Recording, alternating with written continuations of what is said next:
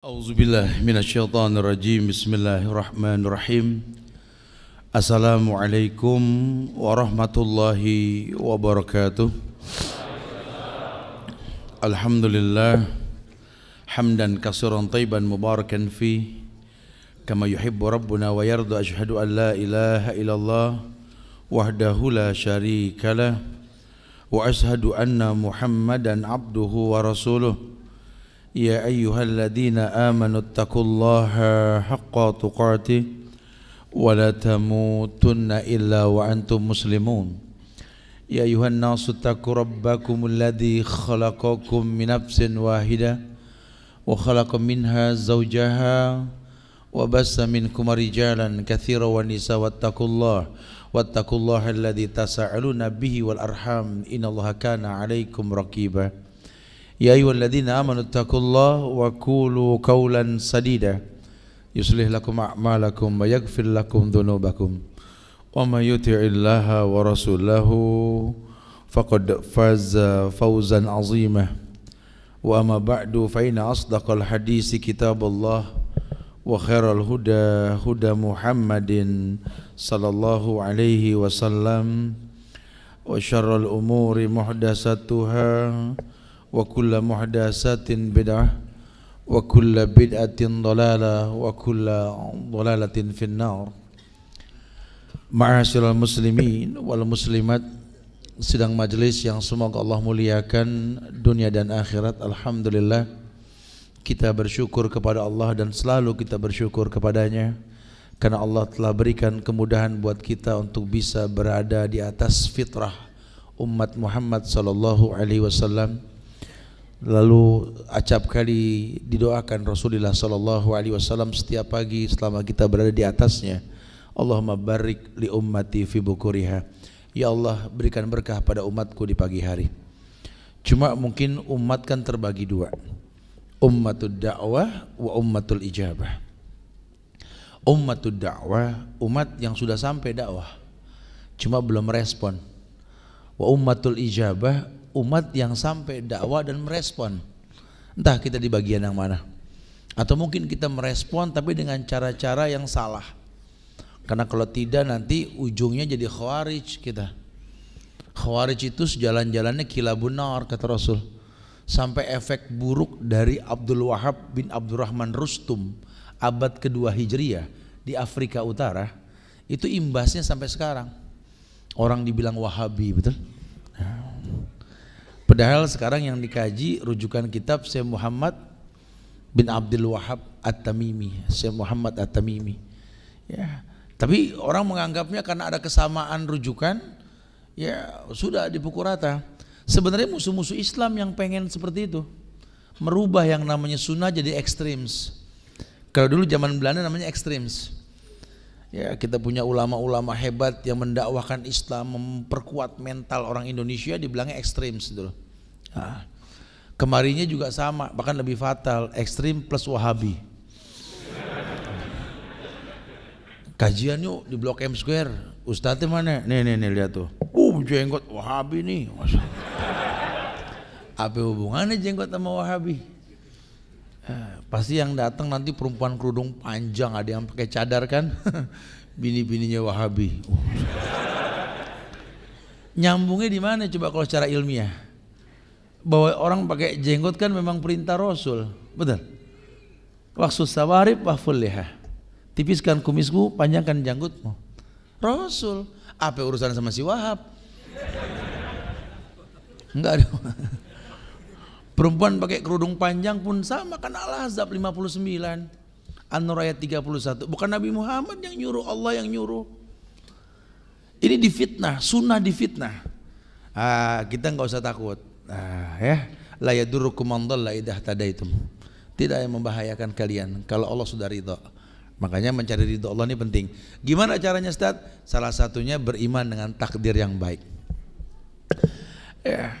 Jadi kitanya yang harus tahu bahwa di atas dunia ini nggak ada yang kebetulan, tidak ada yang namanya takdir ini kebetulan, tidak ada. Kenapa? Karena memang semua Allah telah atur, artinya semua telah Allah jadikan sebuah sabab. bahwa Allah tabaraka wa ta'ala, Allah jalla wa ala menginginkan kemuliaan dalam kehidupan, sampai orang merasakan bahwa setiap kebaikan itu akan berbuah kebaikan. Ya, hal jazaul ihsan ilal ihsan. Bukankah balasan kebaikan datang dengan cara yang baik? Artinya tidak ada kebetulan dalam hidup ini, tidak ada, karena Allah telah atur semuanya agar manusia paham. Allah mau manusia ini berilmu bahwa dalam kehidupan ini Allah janjikan kemuliaan yang banyak. Kalau memang tidak ada yang kebetulan dalam hidup ini, berarti kita bicara takdir Ustaz. Iya. Ya, Allah betul-betul menginginkan manusia ini berilmu bahwa pada setiap kemuliaan yang dijanjikan ini, Allah telah katakan dalam hadis qudsi, innallaha qaddara maqadiral khalaiq qabla yakhluqas samawati wal ard bi khamsina alfasana. Allah telah berikan takdir, tentukan takdir sebelum Allah ciptakan langit dan bumi, dan masyhur sering dibahas ini, supaya manusia tahu bahwa setiap takdir yang telah Allah tentukan ini pada hakikatnya kemuliaan yang dijanjikan. Karena Allahu khaliqu kulla syai' wa huwa ala kulli syai'in wakil. Allah yang mencipta, pasti Allah yang mencukupi. Bahkan dalam sebuah riwayat bahwa hadis qudsi Allah mengatakan, ana inda zanni abdi. Aku ini menurut prasangka hambaku, kata Allah. Ana inda zanni abdi, aku menurut prasangka hambaku. Kalau hambaku pikir aku ini kejam, ana syadidul iqab. Tapi kalau hambaku pikir aku baik, ana rahman, ana rahim, kata Allah. Makanya ulama menekankan sekali, orang kalau mau mendalami agama, merasakan nikmatnya berhukum di atas Islam, kenali 3 perkara: Allah, Nabi Muhammad, dan Islam yang di bawah. Kul katakan ya Muhammad, kul in kuntum tuhibbunallah fattabi'uni. Katakan ya Muhammad, nanti kalau banyak orang mengatasnamakan cinta kepadaku, katakan tidak ada cinta yang dibuat-buat. Cinta hanya mencontoh diriku. Katakan begitu Muhammad. Sampai orang mengerti bahwa Nabi Muhammad itu bukan cuma sekedar gugur kewajiban sholat dia lakukan, bukan. Tapi memang cinta sholat. Cintanya Nabi Muhammad itu sejati sampai di akhirat nanti. Bahkan ketika umatnya menyeberangi Siratal Mustaqim, dia berkata, ya Allah salimhu, ya Allah selamatkan. Total cintanya itu. Kita mah udah masing-masing di sono. Udah ngelihat mantan juga. Di sini aja mau kemana-mana berdua mulu. Di akhirat mah, masya Allah masing-masing. Tapi kalau Muhammad tuh total cintanya. Yang dia tanya bagaimana syafaatku kepada umatku. Dia masuk surga, dia tanya dulu umatku gimana. Masalah surga, masalah gampang. Buat apa masuk surga seperti seorang nabi yang gak punya umat. Terus jadinya Muhammad tuh. Makanya kalau kita pengen belajar cinta, ya cinta Muhammad. Oh, pakar cinta beliau. Aisyah bininya tinggal di gubuk. Rumah Rasul kan gubuk, ukuran 4x6, kecil banget. Sekarang kuburan beliau tuh, gak gede. Ya, kantong kalau ke museum Madinah besok deh. Yang touring Mekah Madinah kita ke sana ntar ya. Itu ngelihat rumah Rasul tuh. Nah, tuh ada miniaturnya tuh. Rumah yang cuma gentengnya pelepah korma. Rumah yang enggak pakai keramik, apalagi granit, apalagi marmer dari Makassar. Enggak ya.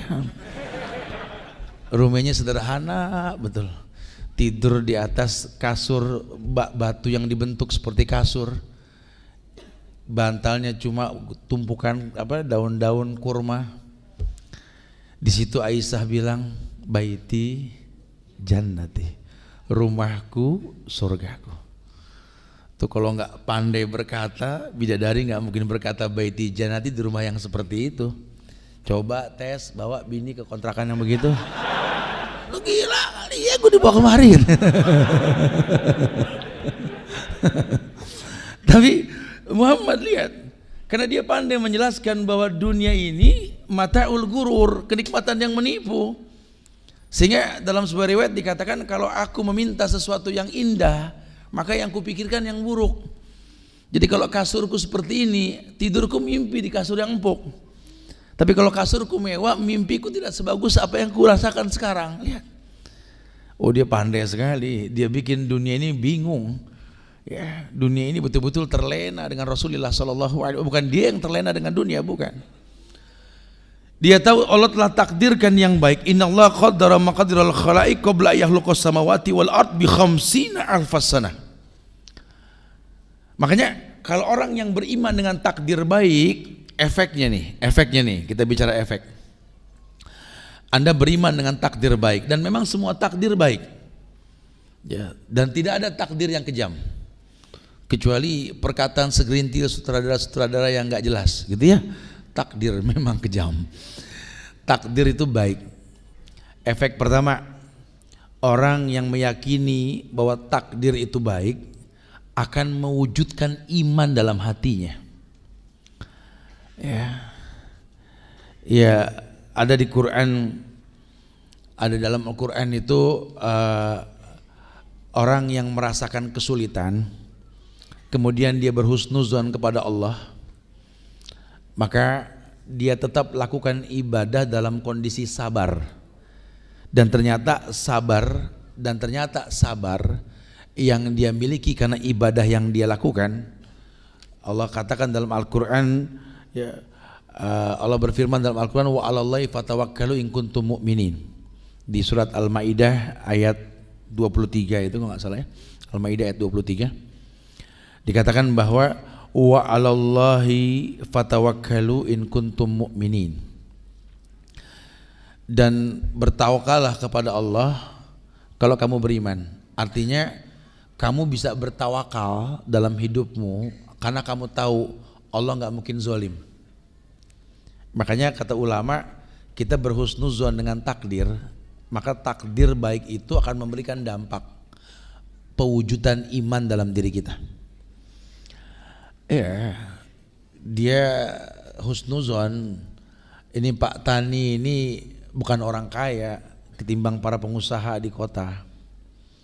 Kadang dia kesulitan beli pupuk, dapat pupuk, kadang panen, bingung jual. Susah lah, ya, anak banyak, sekolahnya gimana nih, bingung.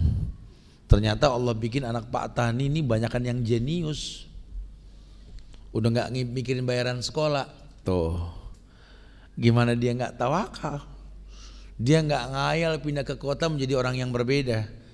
Karena urusannya bukan dunia, urusannya akhirat nih. Kalau bakal pindah ke kota, anak jadi gak baik, ngapain? Mendingan dibesarkan di desa dan bisa menaklukkan kota satu waktu nanti dengan agamanya. Masya Allah. Saya yakin gak bakal mati ini Indonesia. Ya, apa sih di Indonesia yang gak ada? Kita bikin pagar dari batang singkong di belakang rumah buat batas tanah. Ini musim hujan, tiap bulan bikin buntil, betul? Numbu daun. Subur banget Indonesia ini. Ya, aneh kalau orang tuh bingung cari makan di Indonesia tuh aneh, betul-betul. Udah gitu lucu lagi, ini bumi kita, hasil tambang kita, yang numbuh di atasnya pohon kita, buahnya pun dipetik panen buat kita. Malah orang kafir yang ngelola. Aneh ini, kita aneh betul-betul. Makanya orang kafir bebas pasang iklan produk dia tuh. Udah gitu pajangannya aneh-aneh lagi semua. Anak bangsa suruh ngelihat semua iklannya perempuan gak tutup aurat. Ini bumi-bumi kita. Lah sekarang kalau rumah kita diacak-acak sama orang berbuat maksiat di atasnya, kita mau diem gak? Marah. Rumah, kan Indonesia rumah kita. Udah saatnya kita jaga nih Indonesia. Jangan-jangan kita gak merasa memiliki Indonesia, itu permasalahannya. Kenapa? Karena kita gak paham sejarah. Harga diri bangsa Indonesia sudah mulai hilang karena gak paham sejarah. Kita gak merasa memiliki gitu loh. Kita cuma orang yang berpikir mengambil bukan memberi. Kita gak punya harga diri. Orientasi kita cuma bagaimana mengambil bukan memberi. Sehingga tumpang tindih orang serakah mengambil hasil bumi. Didompleng sama orang kafir. Ya, penjagaan juga enggak. Aneh, saya sih gak habis pikir kalau ada anak bangsa tuh buang sampah ke sungai. Wallahi gak habis pikir saya. Ini orang kalau dibilang nggak sekolah ya dia sekolah. Buang sampah ke sungai ya kan simple tat. Jadi kan udah hilang begitu aja. Hilang no mandek di sono, hilang dari mana? Ente aman di sini. Kampung sono banjir. Hujan ini, coba mulai berpikir panjang. Dari mobil lempar gelas air mineral, botol. Ini kan kalau pengendara motor ya Allah kena plastiknya itu bisa jatuh. Saya kadang-kadang nggak habis pikir tuh. Seberapa susahnya meletakkan semua pada tempatnya. Ini pentingnya kita ngaji nih bro. Dengan ngaji kita tahu ternyata membuang sampah pada tempat itu pahala. Itu bagian dari iman karena menyingkirkan bahaya. Ya, satu duri yang beresiko kita ambil kita lempar itu semua adalah iman. Ilmu menambah dalam diri kita merespon kekurangan. Karena kalau kita diam melihat kekurangan setan bisu. Ya, negeri ini penuh dengan kekurangan, jangan kurangi cinta kita. Jangan malah berkhilaf, malah tumpang tindih, jangan. Hujatan, cacian makin di antara kita sudah hilangkan, sudah. Permasalahan para ustadz, para ulama bukan masalah kita, sudah. Tugas kita cuma belajar. Kenapa? Harga diri seseorang itu karena belajar. Jangankan satu kota, satu negeri yang banyak pelajarnya. Wallahi, rumah tangga yang kecil, kalau suami istri rajin belajar, diturunkan derajat oleh Allah. Yarfa'illahu alladhina amanu minkum walladhina utul ilma darajat. Kayaknya setelah saya hijrah tat dengan istri, kayaknya banyak banget yang mencibir saya dah Ustaz. Perasaan ente doang. Enggak, makanya belajar yang bener. Anda sih ketika sudah hijrah jadi kaku. Agama kan nggak bikin kaku, agama kan asik. Penghuni surga itu kan qoribin hayyin sahlin. Ya, gampang akrab, lembut, mudah, ya, open sama orang. Harusnya begitu, jadi orang seneng. Ini enggak, pas Anda hijrah pagar tinggi, pakai Faber lagi. Orang apa ini, rumah ada orangnya enggak sih? Kalau dibilang ada nggak keluar, dibilang nggak ada malam terang gitu ya. Kitanya malah nggak mau bergaul, kitanya yang salah. Agama nggak begitu. Ya, kita tahu sistem pemerintahan negeri kita mungkin nggak Islami, tapi kan orang yang di dalamnya kan orang Islam. Coba kita mulai berdialog, bersahabat, kenal bagaimana mendakwahkan. Nyari pemimpin juga yang sempurna nggak ada. Di mana pemimpin yang sempurna? Hatta raja di negeri Islam pun nggak sempurna. Yang kemarin gitu kan ketika Raja Salman datang ke Indonesia, wah rame. Lihatlah raja yang dialu-alukan keagamaannya, salaman dengan yang bukan mahram. Ya raja. Kalau ulama begitu kita ngomel kan gitu. Ya raja. Ya raja manusia yang mungkin agamanya nggak sebagus ulama, tapi yang penting kita punya pemimpin yang mau dengar perkataan ulama, itu yang paling penting. Sekarang alhamdulillah nih, calon-calon wali kota mau dialog sama para ustadz, ya mendengar keagamaan seperti apa. Alhamdulillah, alhamdulillah kulihal. Nah, kita sudah punya gubernur Jakarta nih. Mudah-mudahan betul-betul mengangkat pribumi, jangan cuma berteori saja. Tapi kalau nanti kita temukan kesalahan, doakan. Hilangkan kebiasaan mencaci, maki, menghujat, hilangkan kebiasaan tersebut. Kalau memang pada hobi turun ke jalan, bahasanya bukan demonstrasi, nasihat untuk ulil amri. Yang turun pun gak sembarangan orang yang berilmu, datengin gubernur. 10 kiai ya bersama ustadz datang. Assalamualaikum Pak Gubernur. Ya dia suruh duduk tengah-tengah, kita kelilingin gitu. Kalau nggak lupa nawarin kopi gitu. Jadi nasihat untuk ulil amri, bukan mencaci maki. Karena nggak ada mencaci maki orang Islam dari pinggir jalan tuh fasik, membunuhnya kafir. Nggak main-main. Yuk kita jaga negeri kita, jaga kekompakan. Ya, orang-orang yang pengen merusak makin jelas nanti, makin tampak lah kalau sudah begitu. Ya, kelihatan fitnah-fitnah mengatasnamakan sunnah dengan wahabi ekstrim, itu sudah ulah orang-orang yang dikatakan PKI dan Rafidhi, ya, orang-orang yang benci dengan sunnah. Kita nggak pengen seperti itu. Mewujudkan iman, berhusnuzon dengan takdir baik, atau kita betul-betul mempercayai takdir baik ini, dan semua takdir memang baik. Ya, walaupun memang ada takdir yang buruk, artinya Allah telah tentukan sebuah keburukan, tapi bukan berarti buruk selamanya. Saya pernah punya masa lalu yang buruk, Ustaz. Kayaknya ya Allah nggak adil banget. Astagfirullahaladzim. Ya antum enak, Ustaz, lahir dari keluarga yang Islami. Ya, orang tua baik, agamanya bagus. Kalau saya kan Ustaz, ya Allah Ustaz, untung saya ketemu sama orang Tat. Dulu saya udah dibuang di kantong plastik Tat. Tuh,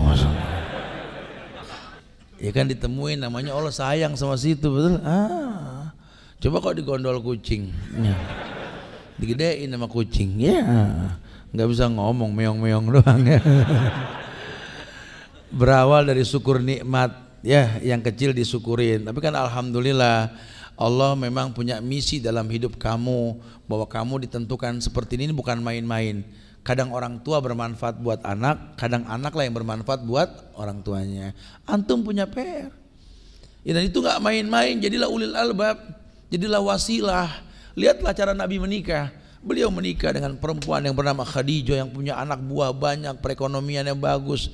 Lihatlah beliau menikah dengan Saudah, orang Khaybar, ya, di Sumur Nuha itu ya, rame sekarang itu tempat. Besok kita ke sana juga, nanti kita berkunjung ke Khaybar, tempat Saudah dilamar oleh Rasulullah SAW. Kemudian beliau menikah dengan anak sahabatnya Aisyah, sampai beliau menikah dengan anak angkatnya sendiri, mantan istri anak angkatnya, ya. Beliau juga menikah dengan Yahudi yang bernama Maryam Kipti. Itu semua dalam rangka wasilah, mempertontonkan bahwa Islam ini fleksibel. Kan kita suruh lihat 4 hal, Tat. Lihat hartanya, lihat cantiknya, nasabnya, agamanya. Kan agama disebut, kalau 3 enggak ada agama yang dilihat.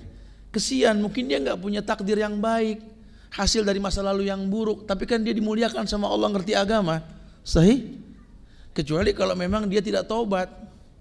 Siapa yang bisa milih takdir? Antum berpikir panjang bahwa antum lelaki menikah punya misi. Kan kita percaya dengan takdir baik kan? Ketika antum ditakdirkan menikah, nikah itu kan takdir yang baik. Tolong matangkan itu. Jangan gampang bilang nggak sanggup ngadepin pasangan. Karena biar bagaimana Allah tahu kamu sanggup. Bro, 2 kalimat istitoah dalam takdir yang baik. Yang pertama nikah, yang kedua haji. Buat nikah kan istitoah. Ya ma'syaras sabab manistatoah, betul. Hei pemuda yang sudah mampu.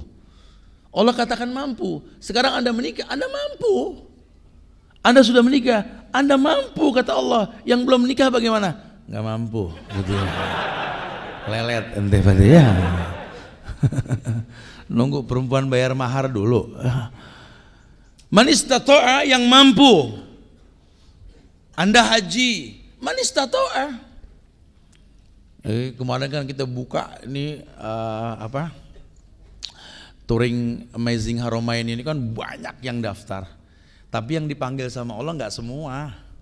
Saya suka ingatkan para riders, para bikers, kita ini umroh bukan buat sombong-sombongan. Luruskan niat, kita cuma ingin membuat sebuah karya cipta buat bangsa ini. Bahwa ikhwan-ikhwan sunnah itu akan mempertontonkan betapa asiknya agama. Ingat, yang dipanggil dalam talbiyah itu yang nggak berbuat syirik, hatta syirik kecil. Labbaik Allahumma labbaik, labbaik la syarika laka labbaik, betul. Innal hamda wa ni'mata laka wal mulk la syarika lak. Makanya nanti kalau yang nggak terpanggil ada aja permasalahannya, ada aja nanti. Ya, wallahu alam penyebabnya. Tapi yang pasti Allah nggak panggil, mau bilang apa? Kalau cuma punya modal berangkat saja pulang jadi sombong, salah. Ya, makanya dibilang haji umroh itu mabrur. Kalau makbulah itu diterima, kalau mabrur itu baik. Albirru, mabrur baik, orangnya bari. Haji mabrur, haji yang baik. Haji yang baik yang mana? Khudhu anni manasikakum. Ambil acara haji kalian. Nah kalau nggak pakai mahram ini, ya belum mabrur. Kalau bicara makbulah ya makbulah. Kayak orang sholat, ya makbulah sholatnya, cuma ya belum mabrur. Makanya jangan heran, sholat mah sholat, berantem mah terus. Sholat mah sholat, suuzon terus. Ayo kita belajar Fawaidul Fawaid. Antum beli bukunya, bagus itu. Ada karya cipta Ibnu Qayyim Al-Jauziyah, Fawaidul Fawaid. Kalau Pertamina Pusat sudah mau hatam nih buku, kita pelajari ini. Masya Allah. Beberapa tempat juga sudah Masya Allah. supaya tahu detail tentang ibadah yang kita lakukan. Karena dari dulu yang namanya ibadah sudah baku, Tuhannya sama, nabinya sama, ibadahnya sama, di waktu yang sama, dengan cara yang sama. Kok bisa beda, Ustaz? Hasilnya beda. Dulu sahabat umroh haji, pulang itu lebih bagus agamanya, walaupun tanpa titel. Ya kan, kalau kita kan pulang pakai titel, nggak dipanggil Ji, marah depannya, betul? Si Subhan pulang haji, temennya manggil, Han, hei, udah balik, Han, hei,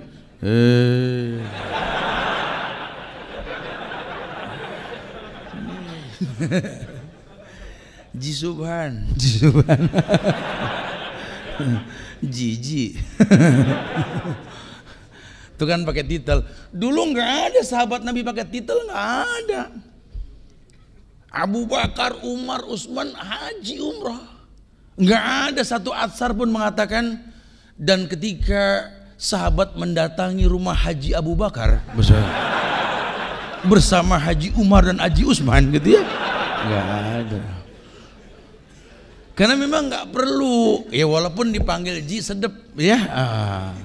Kan orang Betawi mah sedep-sedepnya aja, ambil asik aja bro, jangan kaku ya. Dipanggil Haji ya nengok, enggak ya jangan marah, asik aja. Karena memang bukan begitu. Iya, efeknya, lihat efeknya, kok bisa beda Ustaz? Kan Ka'bahnya sama. Tuh Ka'bah nggak geser dari zaman siapa, Abdullah bin Zubair. Karena kan pertentangan bentuk Ka'bah kan Abdullah bin Zubair. Beliau orang yang mengembalikan bentuk Ka'bah. Jadi panjang, segi panjang. Dulu Hijri Ismail masuk Ka'bah tuh. Cuma ketika beliau dibunuh oleh Al-Hajjaj As-Saqafi, Al-Hajjaj As-Saqafi inilah orang yang merubah lagi bentuknya, dibuka lagi tuh Hijri Ismail. Tuh. Pendapat ulama sekarang ya sudah, ini bukan masalah bentuk panjang atau pendek, kubus atau segi panjang, bukan, tapi itu kiblat. Di mana kita ibadah menghadap kiblat, bukan meminta kepada Ka'bah.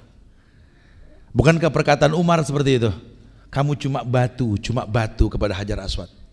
Kalau bukan karena Rasul menciummu, menyentuhmu, atau berisyarat padamu, maka tak akan kulakukan. Masya Allah. Karena itu tempat ibadah. Loh kok bisa Tat ya? Iya. Ayatnya juga baku, alladzina amanu walam yalbisu imanahum bizulmin ulaika lahumul amnu wa hum muhtadun. Ayatnya udah nggak berubah. Orang yang beriman, sholat, zakat, puasa, haji, tawaf, nikah, cerai, semuanya orang yang beriman. Walam yalbisu imanahum bizulmin, tidak dia kolaborasikan iman dengan kezaliman. Dengan zalim umum, yang pertama syirik, durhaka dan seterusnya, ambil dosa kecil. Jangan talbis ya, maksud jangan talbis, jangan bercampur dengan yang haram. Ulaika lahumul amnu wa hum muhtadun, Allah kasih dia tenang jiwanya. Wa hum muhtadun, dan dapat hidayah. Insyaallah. Wa hum muhtadun, dan dia dapat hidayah. Setiap ibadah berefek hidayah. Seluruh ibadah membuat dia dapat hidayah. Makanya takdir yang baik disikapi dengan baik akan membuat si pelakunya jadi baik. Tapi saya kadang-kadang nggak begitu Ustaz. Anak muda umroh haji jadi sombong, jadi ini, ngaji jadi galak ini. Itu talbis. Talbisnya macam-macam tuh. Yang paling sering sekarang yang terjadi kata Nabi, ya udah dikabarkan di akhir zaman nanti, tabayatum bil inah. Kamu terbiasa makan riba. Ya, belajar di majelis taklim, datang di kajian tablik akbar, duduk serius tapi ngantongin riba, betul? ATM riba di dompet sampai berjejer, betul? Nuntut ilmu padahal. Nggak usah angkat tangan, santai aja bro. Ya. Kita belajar, kita lagi belajar ini. Padahal ada penitipan di depan ya, harusnya titipin aja tuh. Nggak tanggung-tanggung tawaf ngantongin riba bro. Masya Allah. Negeri ini sudah lelah dijanjikan baik dengan cara ribawiyah. Generasi bangsa ini ribuan orang nih hadir nih. Mungkin salah satu di antara antum ini ada yang bakal jadi presiden. Sahabat-sahabat di PD ini kan, waduh, calon lurah, camat, wali kota, nggak main-main. Mudah-mudahan melalui beliau sampai dakwah ke negeri kita insya Allah ya. Harus Udah jangan ngayal baik sama Allah dengan cara yang haram. Ini bumi kaya banget. Orang Bahrain ngomong sama saya itu di Makalam Riau, hasil minyak Riau itu cukup untuk membesarkan Bahrain. Bahkan salah satu direktur keuangan Pertamina pernah bicara bahwa hasil Pertamina dalam 1 bulan itu bisa menutup APBN setahun. Nggak perlu perusahaan lain. Ini bumi kaya sekali. Cuma kita terkecoh dengan kasat mata. Cuma gara-gara medali emas yang segini, seukuran tatakan cangkir kopi Gayo Sange. Masya Allah. Espresso Sange. Ya, ini bangganya Masya Allah. Itu segunung emas kita dikeruk, kita nggak komplain loh. Aneh-aneh. Juara bulu tangkis ganda campuran, juara, dapat medali emas, diberikan sekian miliar, dijamin nggak tanggung-tanggung seumur hidup. Dapat pensiunan 20 juta per bulan. Masya Allah. Siapa tuh pembalap orang tercepat Rio tuh kalau nggak salah ya. Belum balapan dapat 225 miliar. Sampai sekarang nggak menang-menang. Betul. Berapa banyak anak-anak kecil yang mengharumkan bangsa, hafal Quran ya di usia-usia muda. Mana ada dana khusus pemerintah memberikan. Saya nggak habis pikir mau kemana republik ini dibawa, bro. Ini bangsa kita. Kita nggak pengen hancurkan negeri kita, cuma pengen meletakkan semua pada tempatnya. Kalau sampai kita nggak bisa meletakkan semua pada tempatnya, kemudian apa yang kita hayalkan? Berapa banyak anak bangsa yang nggak bisa sekolah? Ketika hujan pakai kantong plastik sepatunya, baju putih nggak kecoklat-coklatan karena kotor. Kita dipaksa berpikir maju dengan cara yang nggak kita sanggup untuk menjalaninya. Mau sampai kapan? Indonesia milik kita, kita jaga. Bagaimana caranya? Kemudahan Allah akan berikan. Caranya tegakkan tauhid. Ayo kompak tegakkan tauhid. Bukan cuma saling menghujat, mencaci, memaki, bukan. Nasihati pemerintah, doakan. Kalau merubah menimbulkan kerusakan dengan tangan, dengan lisan pun tidak didengar. Masa lebih dari 2000 orang berdoa nggak diijabah sama Allah? Allah ijabah, cuma kita nggak merasa memiliki. Seberapa susahnya setiap pagi kita mengangkat tangan mengatakan Allahumma ighfirlil mu'minina wal mu'minat wal muslimina wal muslimat man ahya minhum wal amwat innaka qaribun mujibud da'wat ya qadiyal hajat. Allahumma sahil umurana ya Allah wa umur walidina wa umur biladina Indonesia hadza ya Allah wa umur watonina Jakarta ya. Minta sama Allah. Allah sudah katakan ud'uni astajib lakum. Minta langsung ku jawab. Sudah, cuma nggak dijawab, kitanya nggak kenal Allah, kitanya nggak tahu Allah. Kalau kita tahu Allah, kita akan berhusnuzon. Makanya takdir baik disikapi dengan baik akan mewujudkan iman. Wa 'alallahi fatawakkalu in kuntum mu'minin. Ya ayyuhalladzina amanu taqullaha wa kunu ma'as shadiqin. Hai orang yang beriman, bertakwa. Orang bertakwa orang yang bagus ibadahnya. Wa kunu ma'as shadiqin, stay bersama orang yang benar. Siapa orang yang benar? Orang yang bertaut semua pemahamannya dengan Quran dan Sunnah. Bukan syubhat yang ditawarkan, bukan. Makanya buat orang-orang yang baru hijrah, jangan digiring ke syubhat. Kalau di negeri-negeri Islam ada ustadz yang terkena syubhat, ya itu disuruh stop, nggak ngajar. Karena nggak boleh ada rasa syubhat di hati murid. Ya, jadi antum jangan sembarangan belajar juga, jangan diadon. Semuanya diambil. Oh, kita kan free tat, bebas belajar sama siapa aja. Iya, itu mana paham. Cuma kan agama bukan kolak. Pacar Cina, pisang, biji salak, singkong, dipakein santan sama gula Jawa, betul ya? Panas-panas makannya. Buat puasa, iya enak bulan puasa. Apalagi makannya sebelum maghrib. Masya Allah gitu ya. Anda bilang enak ya, nggak bilang dosa. Ya, agama bukan itu. Agama bukan itu. Agama nggak bisa kita rasakan enak menurut kita. Agama ya murni. Makanya wa kunu ma'as shadiqin, bersama orang yang benar. Siapa orang yang benar? Proses Islam, iman, patuh, benar. Ya, Islam, iman, patuh, benar. Susunannya begitu. Itu 4 pertama menyebabkan datangnya ujian, dan ujian membuat dia baik. Karena ujiannya sama, tapi kalau kondisinya berbeda ya berbeda. Hujan turun bareng. Tapi ada yang mengatakan Allahumma shayban nafian. Nah, kayak di iklan itu, ya, percaya dengan takdir baik, lagi megang payung sama hujan. Ya. Ya, kalau yang hujannya kan turunnya bareng di Jakarta. Kalau orang yang memang Islam, iman, patuh, kemudian dia benar, turun hujan tuh senyum. Allahumma shayban nafian, ya Allah, hujan betul-betul membawa manfaat insyaallah. Tapi kalau yang betul-betul nggak paham, ya hujan, waduh. Aduh, mana mau ngaji lagi, aduh kacau dah, resek banget nih hujan gitu ya. Nggak boleh tuh, nggak boleh. Kita mencela takdir paling nggak boleh. Ya walaupun mungkin celotehan santai anak muda, hati-hati, jaga lisan ya. Lisan ini masya Allah ya, bentuk nikmat yang Allah berikan kepada kita. Seberapa susahnya sih Allahumma shayban nafian. Ya Allah, hujan ini bawa nikmat ya Allah, bawa manfaat ya Allah. Liyutahhirakum bi, hujan mensucikan kita ya Allah. Liyudhiba ankum rijza syaitan. Orang yang emosian, gampang marah, ya jangan takut sama hujan. Anak-anak motor yang suka ngegas aja, emosi aja hawanya, dikit-dikit dilewatin marah-marah. Kalau hujan jangan neduh, terabas coba. Insya Allah kalau udah lepek lemes ya Allah.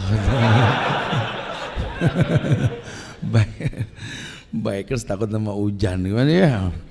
Yang kedua, ya efek kita bersyukur dengan takdir yang baik.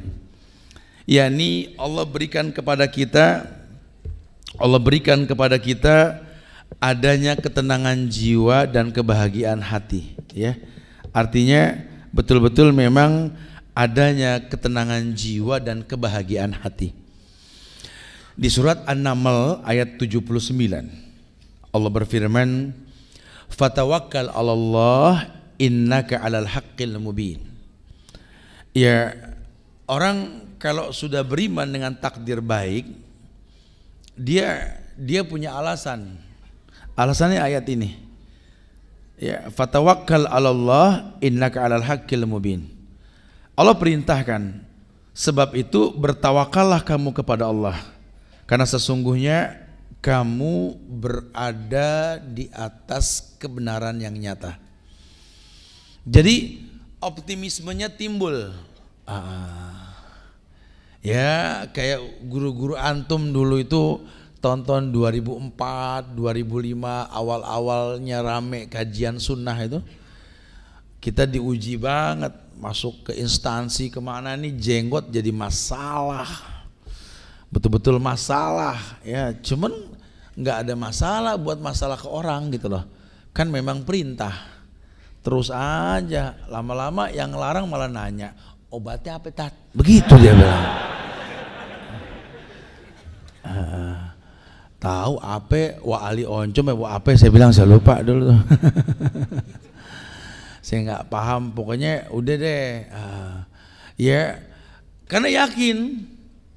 Ya saya kalau masuk ke sebuah lingkungan masyarakat yang jujur, notabene masih berbuat hal-hal yang melenceng dari sunnah, saya nggak khawatir karena saya yakin kita benar. Paling dihujat, paling dicibir, orang heran, itu mah biasa. Cuma jangan pertontonkan, karena kan kita datang karena Allah, pulang pun karena Allah. Enteng jadinya gitu ya. Nah saya cuma bilang, Ustadz, antum bisa kajian nggak di tempat anak Ustadz? Ya kalau masalah kajian sih lihat kondisinya dulu. Ya kalau bisa sih begini Ustadz, di tempat anak nih Ustadz, Masya Allah Ustadz, ahlun nar Ustadz. Masya Allah, galak bener lo, nggak diterima lo kampung. Pasti nggak punya KTP ya, dipersulitin. Iya Tat, tolong dah saya, emang Masya Allah Tat, masyarakat kita ini sama sunnah kok a priori banget Tat. Saya nggak habis pikir kalau dia nggak suka sama sunnah, mungkin dia nggak paham itu sunnah, masalahnya di situ. Karena di negeri kita yang namanya orang Islam, kalau sunnah betul-betul sunnah, pasti dia percaya. Nah, kok sampai nggak suka pasti ada masalah. Ternyata kitanya nggak pandai bicara. Ya, tapi dia galak-galak, benci sama sunnah gini. Ya sudah. Saya pengen kalau bisa kajiannya siang susah deh. Mendingan pada maghrib atau pada isya baru kita kajian habis sholat tuh. Ya setelah kajian nggak ada masalah loh, nggak ada yang ngomel. Loh kok bisa Tat? Ya kan sama yang disampaikan. Bukan ustadznya pinter, bukan Allah mudahkan. Saya sengaja, kenapa kalau kajian habis maghrib habis isya di tempat-tempat yang masih anti sunnah? Karena dia anti sunnah itu kan godaan setan. Dengan kita jadi imam baca panjangan kan kita ngeruqyah, betul? Habis kajian kita ngomong. Ente nggak yakin sih sama teknik, cuma dipusingkan. Tapi kan meruqyah dan minta diruqyah itu kan tidak masuk kategori orang yang masuk surga tidak tanpa hisab. Oh masya Allah. Iya, antumnya nggak dalam masalah kayak beginian. Itu buat orang yang ketergantungan dengan ruqyah. Yang tadinya berani sama siapa aja nggak takut, pas udah masuk hijrah, udah belajar agama, jadi lemes. Tinggal minta diruqyah mulu. Mendingan dia yang dulu Tat keker, pas ngaji letoy, kata gitu dia bilang. Nah, itu nggak boleh tuh. Kita tiap hari ke dokter karena was-was aja nggak boleh. Jangan ketergantungan dengan obat. Jangan takut dengan penyakit. La adwa kata Rasul. Nabi ngomong gitu nggak main-main. La adwa. Tidak ada penyakit yang menular. Di debat, aneh pilek gara-gara dia. Tapi kan yang lain enggak, cuma ente doang. Kalau seandainya pilek nularin, semua kena, kan enggak. Andanya lagi drop, itu permasalahannya. Berarti yang menularkan siapa? Allah. Jangan suka ngedebat hadis. Konsekuensi hidup, Anda beriman, Anda laki, Anda perempuan. Wa ma kana lil mu'minin wala mu'minatin idza qadallahu wa rasulahu amran ayakuna lahumul khiyaratu min amrihim. Tidak ada pilihan lain. Ini Allah Rasul telah katakan, sikapi dengan ilmu, ilmiah. Oh iya ya, sami'na wa ata'na. Harusnya begitu. Jangan gampang goncang. Ya, terus jangan pulang pergi, jangan buka tutup. Buka tutup kajian sore ntar ya, buka tutup. Di gudang peluru tuh di Az-Zahra. Kita kaji lagi nanti, judulnya buka tutup. Lagi dicor jalan buka tutup. Imannya buka tutup ya, penyebabnya harus kita bahas tuh. Fatawakkal 'ala Allah innaka 'alal haqqil mubin. Dia yakin sekali Allah nggak mungkin zalim. Kok Anda yakin? Iyalah, Allah sudah ngomong, orang ngomong aneh percaya. Kenapa Allah yang bicara saya nggak yakin? Di Quran kan kalamullah. Allah pernah bicara. Kata Allah apa? Kata Allah dengan tegas, la yukallifullahu nafsan illa wus'aha. Allah tidak mungkin uji manusia di luar batas kemampuannya. Berhusnuzonlah. Anda sanggup, manistato'a tadi. Anda nikah sanggup taklukkan istrimu. Anda menikah sanggup jadilah pelengkap hidup suamimu. Anda mampu untuk berangkat haji, luruskan niat. Jangan talbis. Ya, hajinya makbulah, diterima. Cuma mabrurnya kan belum tentu nanti. Benernya belum tentu, tartibnya tuh belum sama. Perlu disusun. Ya, kita minta sepanjang perjalanan selamat. Tolong penyebab selamatnya dibikin. Jangan cuma minta selamat tapi maksiat. Ya Allah, mudahkanlah perjalanan kami ini, ya Allah, jauhkanlah dari ujian yang kami tidak sanggup. Tapi perempuan banyak yang nggak pakai mahram, berangkat pakai uang yang nggak jelas, ya nggak bisa. Tetap ada hukum sebab akibat. Mendingan jujur sama pembimbingnya deh. Saya belum tahu hukum, terlanjur daftar tanpa mahram. Gimana Ustaz? Ya sudah nggak mungkin, sudah berjalan, ya sudah. Tolong bantu Ustadz untuk kalian banyak istighfar. Kayak orang datang ke Rasul, ya Rasulullah, izinkan aku untuk selalu menemanimu dimanapun kau berada di akhirat nanti. Kata Rasul, baik, tapi tolong bantu aku dengan memperbagus sholat. Dibikin sebabnya, gitu ya. Kita berdoa semoga Jakarta ini di bawah pimpinan Gubernur Muslim Pak Anies Baswedan dan Pak Sandiaga Uno ini, Allah berikan kemuliaan buat kota ini menjadi baik ke depannya. Kita minta begitu kan. Tapi kita minta tolong juga sama Pak Anies, Pak Sandi, semoga Allah muliakan antum berdua. Tolong jangan paksa kami anak muda ini memandang pemandangan yang buruk sekeliling Jakarta. Iklan-iklan maksiat tolong Pak. Pengen punya anak bangsa yang baik, biarkan mata melihat yang baik. Biarkan telinga mendengar yang baik. Hati kami akan baik. Kalau hati kami baik ketika kami melihat Anda berbuat salah, kami mendoakan kalian. Tapi kalau kalian biarkan itu iklan-iklan maksiat sepanjang jalan Jakarta dan orasi-orasi maksiat masuk ke telinga kami, wallahi hati kami akan buruk. Ketika Anda berbuat salah nanti, jangan salahkan kami, kalau keluar pun yang buruk. Anda nggak usah mengeluarkan dana khusus buat menjaga keamanan kota. Insya Allah para aparat pun sudah ngaji, sudah Masya Allah. Teman-teman dari Mabes, dari Polda, Masya Allah, agamanya Masya Allah semua. Kita punya orang-orang hebat sekarang yang betul-betul dekat dengan keagamaan. Tolong Pak, mudahkan anak-anak muda untuk gampang ke masjid. Karena Tuhan kami kan sama Tuhan Anda. Allah yang mengatakan inna sholata tanha anil faksawal. Ini sholat mencegah perbuatan keji dan mungkar. Ini sholat mencegah perbuatan keji dan mungkar.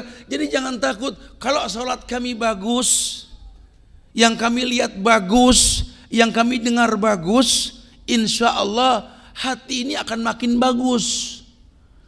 Maka dengan sendirinya tidak akan ada perbuatan keji dan mungkar di masyarakat nantinya. Itu tolong digaris bawah itu, supaya kedepannya lebih baik. Dahsyat ya, takdir baik membuat ketenangan jiwa dan kebahagiaan hati. Hati ini menjadi bahagia, jiwa ini menjadi tenang. Kenapa? Karena berhusnuzon sama Allah. Kan ayatnya jelas. Kalau kebalikannya, kita bersuuzon sama Allah, kata Allah apa?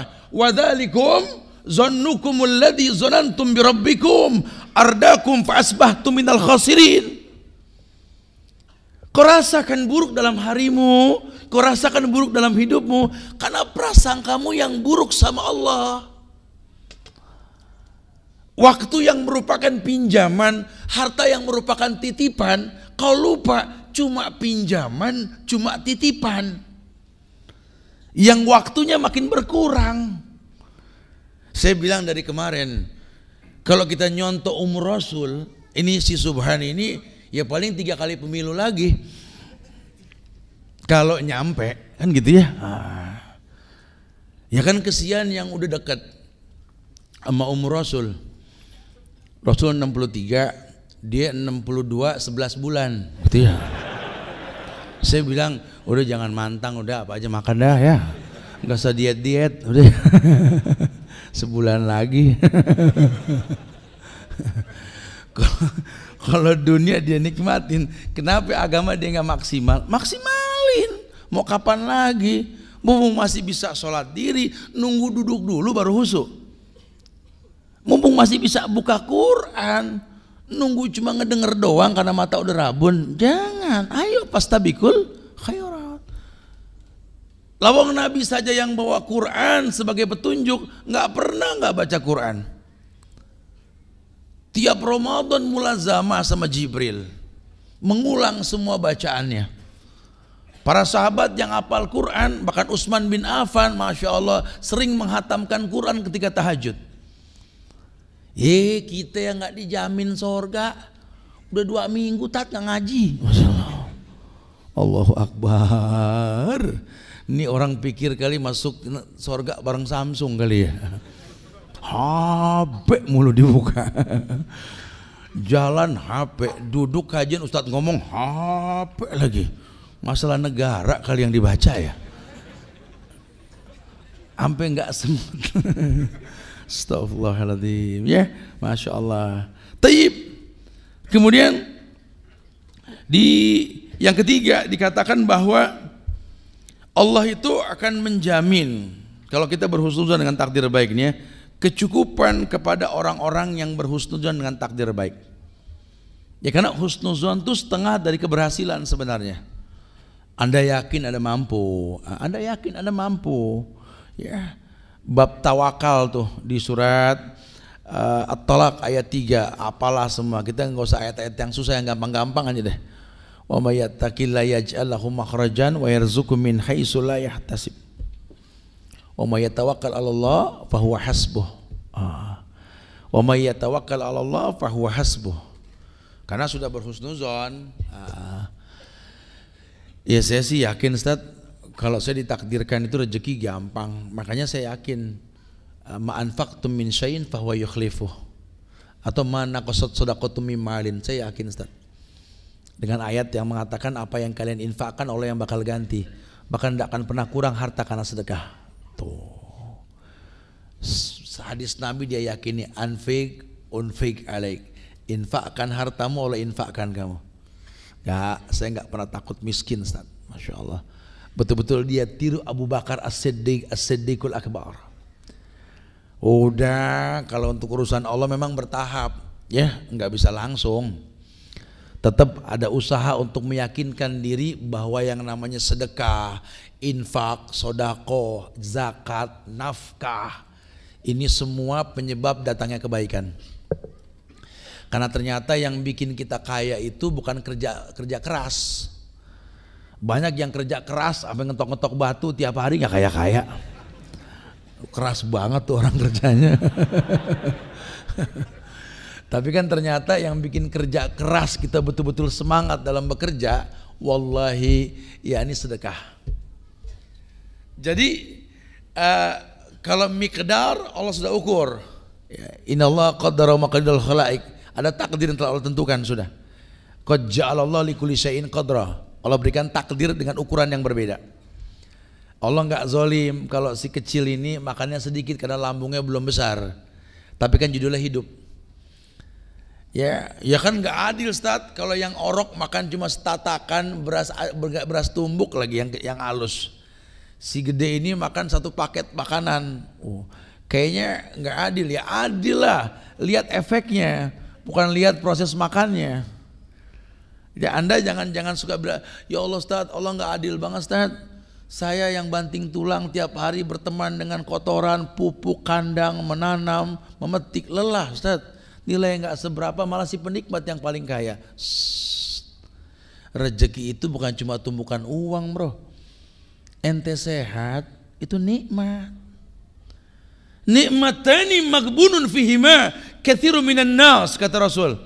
Ada dua nikmat yang semua orang pengen. Kalau sudah dapat dilupakan. As-sihah wal faraq. Ini nikmat. Waktu sehat, waktu kosong.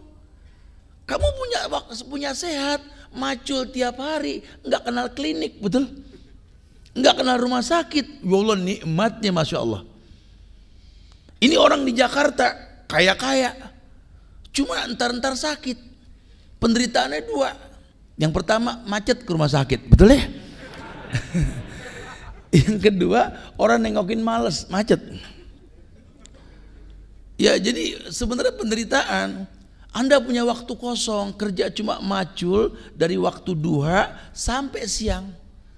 Enggak ada Pak Tani nanam padi sore, enggak ada. Semua di bawah jam 12. Makanya kalau di kampung-kampung musola, masjid, zohor kosong kebanyakan tuh. Mulai ramenya ya asar apalagi maghrib rame tuh. Lihat nikmat sekali. Masya Allah. Anda punya waktu kosong ngelihat anak-anak, perkembangan mereka, pertumbuhan mereka. Makanya anak Pak Tani banyak yang sukses. Kenapa? Berteman sama orang tuanya seharian full. Kita sukses dalam bentuk keuangan, ekonomi. Cuma kita nggak sukses kenapa? Sampai lupa nama anak.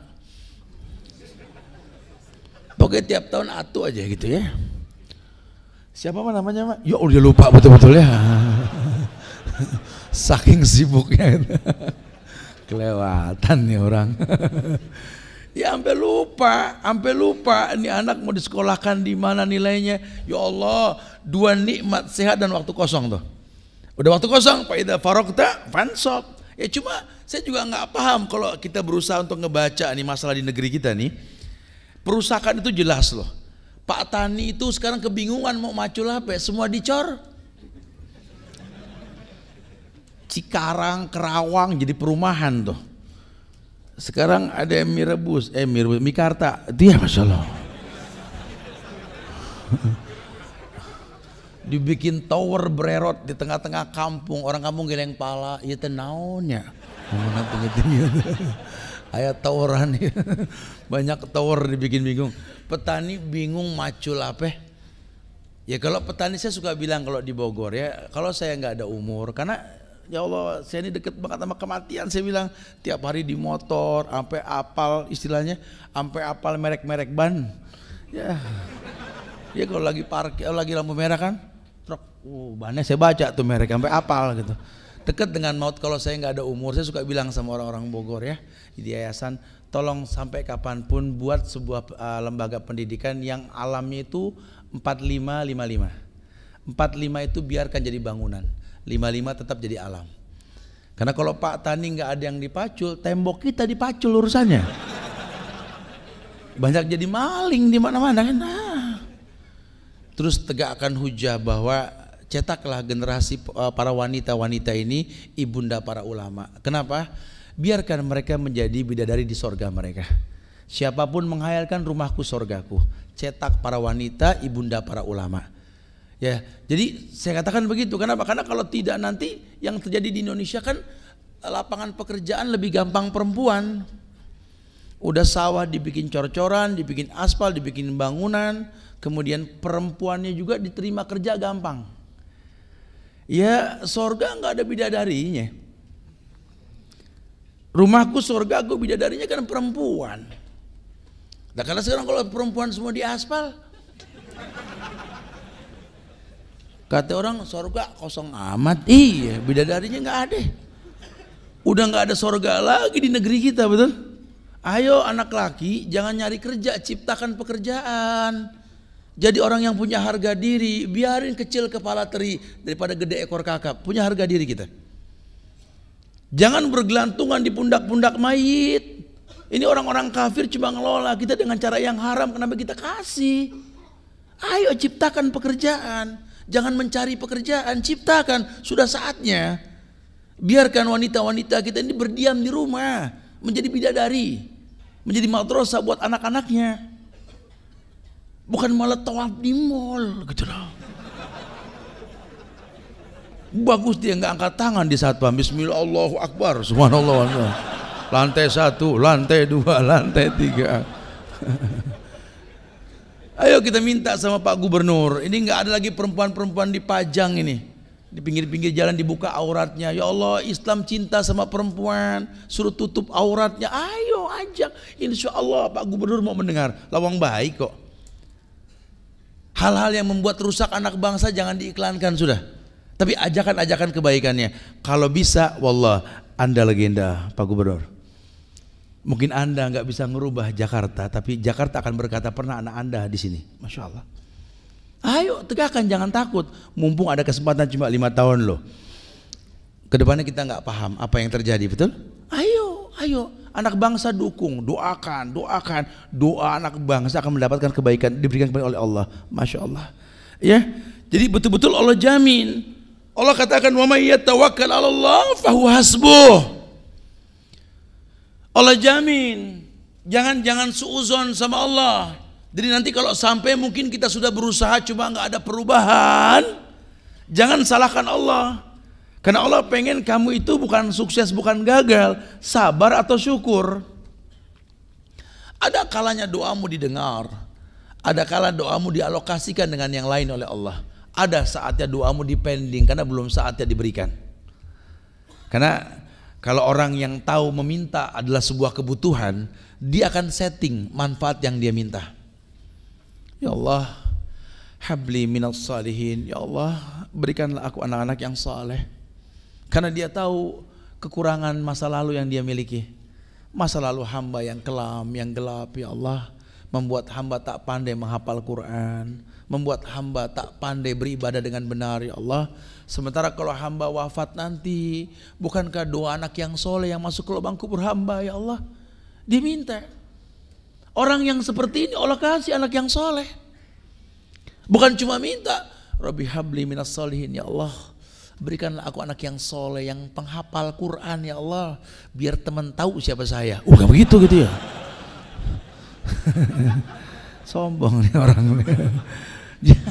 Jangan ya Allah, berikanlah kemampuan kepada hamba untuk menaklukkan dunia ya Allah, mengelola dunia dengan benar ya Allah. Kalau kau titipkan harta dunia ya Allah, di sekeliling hamba banyak orang yang butuh ya Allah. Ini kristenisasi dahsyat di negeri kita ini, halus gayanya, dirusak akidah anak muda, dibikin Islam berkhilaf, ribut sana ribut sini, sampai orang pada bingung. Ya Allah, gimana ya? Sampai saya sengaja bikin kegiatan nanti di Al-Azifi Family 10 sampai 12 November itu ya. Judulnya Kemana Akan Ku Cari. Kenapa? Karena banyak orang yang bingung. Terus ngaji di mana, Ustaz? Saya harus ngaji di mana, Ustaz? Saya bingung. Yang ustadznya begini, yang ustadznya begitu, saya dibikin bingung. Wah, ini kayaknya ente perlu ngobrol khusus nih sama ustadz nih. Kita bikin 3 hari full kita ngobrol nanti. Oh, Masya Allah. Tujuannya apa? Supaya diluruskan. Jangan bingung. Ya bingung lah Ustadz, lawang saya orang baru hijrah, ini Ustadz gini, ini kajian begini, pada ribut gini-gini. Wallahi akhi, orang yang berhijrah harus dibimbing. Jelaskan sama dia, setelah anda hijrah belajar. Sama siapa Tat? Ya sama orang yang jelas, bukan yang syubhat. Itu yang pertama. Yang kedua, jaga makananmu, jangan yang syubhat apalagi yang haram. Nanti Allah yang bimbing kamu. Hijrah itu total. Udkhulu fisilmi kafah. Makanya dalam Islam, kalau ada orang hijrah baru masuk Islam, suruh dibantu supaya dia nggak berpikir yang lain kecuali belajar. Giring dia untuk tahu bahwa kebaikan itu ada hukum sebab akibat. Karena Allah yang mengatakan, wa innallaha ta'ala la yunalu ma indahu illa bita'ah. Semua yang baik yang pasti kamu minta ke Allah, tidak mungkin Allah berikan sama kamu kecuali kamu mentaati Allah. Bagaimana bisa taat sama Allah? Kenali Allah, pahami rububiyahnya, pahami asma wa sifat, pahami uluhiyahnya, tegakkan la ilaha illallah. Didik dia untuk tidak terjebak dalam syubhat, khilaf. Karena yang paling baik, kalau ada sesuatu yang jelas dengan sesuatu yang syubhat, maka pilih yang jelas. Jangan beragama dengan organisasi, jangan beragama dengan partai. Nanti kita akan lawan agama dengan ADART. Ini susah. Allah sudah berfirman, tapi menurut pimpinan kami, siapa itu orang? Pimpinan kami, Allah berfirman bro, pimpinan kami. Ya kesepakatan musyawarah partai kami, Masya Allah. Malaikat liatin dari atas, Masya Allah. Ada Tuhan baru nih. Jangan, antum belum bisa menegakkan, ya antum istighfar. Tapi kan agama sudah baku, agama sudah nggak berubah. Agama sampai kapanpun qala Allah wa qala Rasul wa qala sahabah. Udah jangan diotak-atik. Loh, kita sering dengar kok, al-yawma akmaltu lakum dinakum wa tamamtu alaikum ni'mati wa raditu lakumul islam ad-dina. Ini kan ayat penyempurna. Allah yang bilang agama telah sempurna, jangan dibikin-bikin. Lihat firman Allah, lihat sabda Rasul. Jangan menurut kita, jangan. Kembali kepada sesuatu yang hak. Ya, jangan menjadi hakim untuk sebuah ibadah, sebuah sunnah yang jelas ulama sepakati, jangan. Ya, kitanya juga harus tahu. Habis terkecoh Ustaz, dia pinter gini, pinter gitu. Rasul sudah bilang, ad-du'at al-abwabi jahannam. Akhir zaman nanti banyak para dai dari pintu jahannam, kata Rasul. Sahabat tanya, Hudzaifah ibn Yaman tanya, ya Rasulullah, sifhum lana. Tolong berikan ciri-cirinya ya Rasul. Nabi tegas mengatakan apa? Qaumun min jildatina wa yatakallamuna bi alsinatina. Kurang apa itu bahasa? Nanti mereka sekulit dengan kita, bingung ente. Berbicara pun pakai bahasa kita. Tapi kalau anda paham Quran, paham hadis, ini yang diomongin bukan Quran, bukan hadis. Enggak dikecoh. Anda baca Quran di kuburan, ulama enggak ada permasalahan. Baca buat mayit yang enggak boleh, betul? Jangan timbulkan syubhat.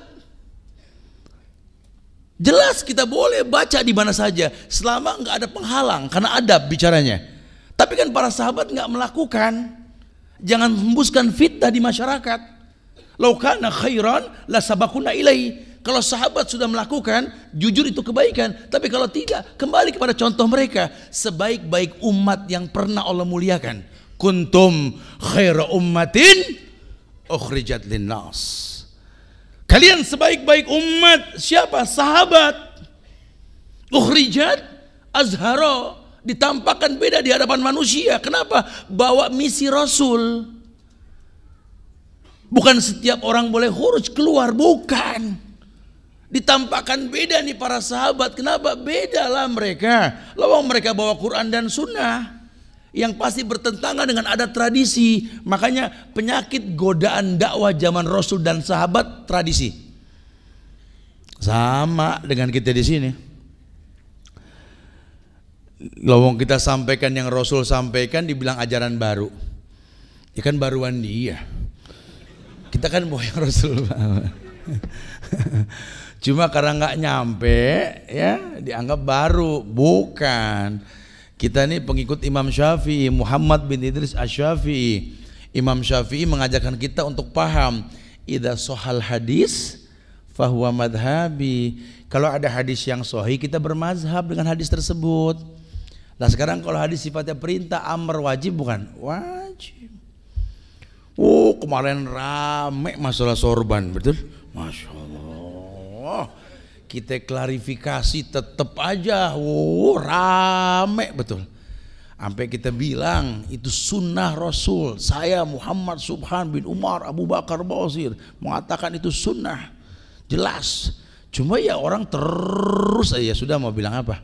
Ya Allah yahdi. Saya balikin tanya, kalau memang ini sunnah, ya kita sudah nggak bahas lagi. Tapi yang wajib kenapa Anda nggak pakai? Nabi perintahkan tipiskan kumis, panjangkan janggut. Hukumnya apa? Wajib. Ente nggak pakai bro. Yang wajib ditelantarkan, yang sunnah dicemooh. Ini kan muskilah. Terjadi di masyarakat kita. Lihat perusak-perusak sunnah, lihat. Makanya la yadurrukum man dhalla idza tadaitum. Enggak usah khawatir, enggak ada yang membahayakan kalau Allah sudah ridho. Ayo tegakkan. Tapi itu kan furu'iyah. Ya, makanya rapikan akidah. Biar kalau bicara furu'iyah tuh ilmu dan waktu yang menyempurnakan kita, insya Allah. Allah akan mudahkan kita, masya Allah. Jangan khawatir. Ya, bahkan dalam sebuah di dalam Al-Quran itu di surat At-Tolak ayat 5-nya, wa may yattaqillah yukaffir anhu sayyi'atihi wa yu'zim lahu ajran. Wa may yattaqillah yukaffir anhu sayyi'atihi wa yu'zim lahu ajran.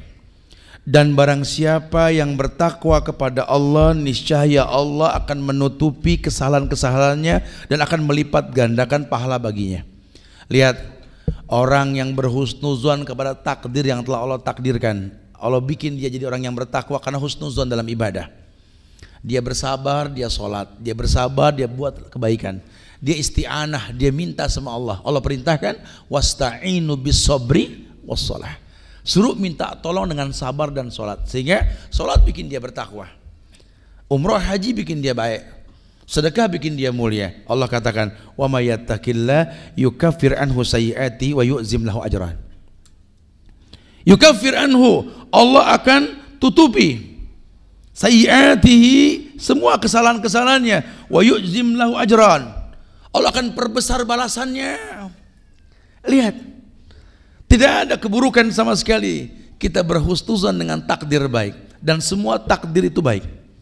Kalau kita berhusnuzan, ya, ada takdir yang buruk, ada takdir yang baik. Tapi secara umum yang namanya takdir itu baik.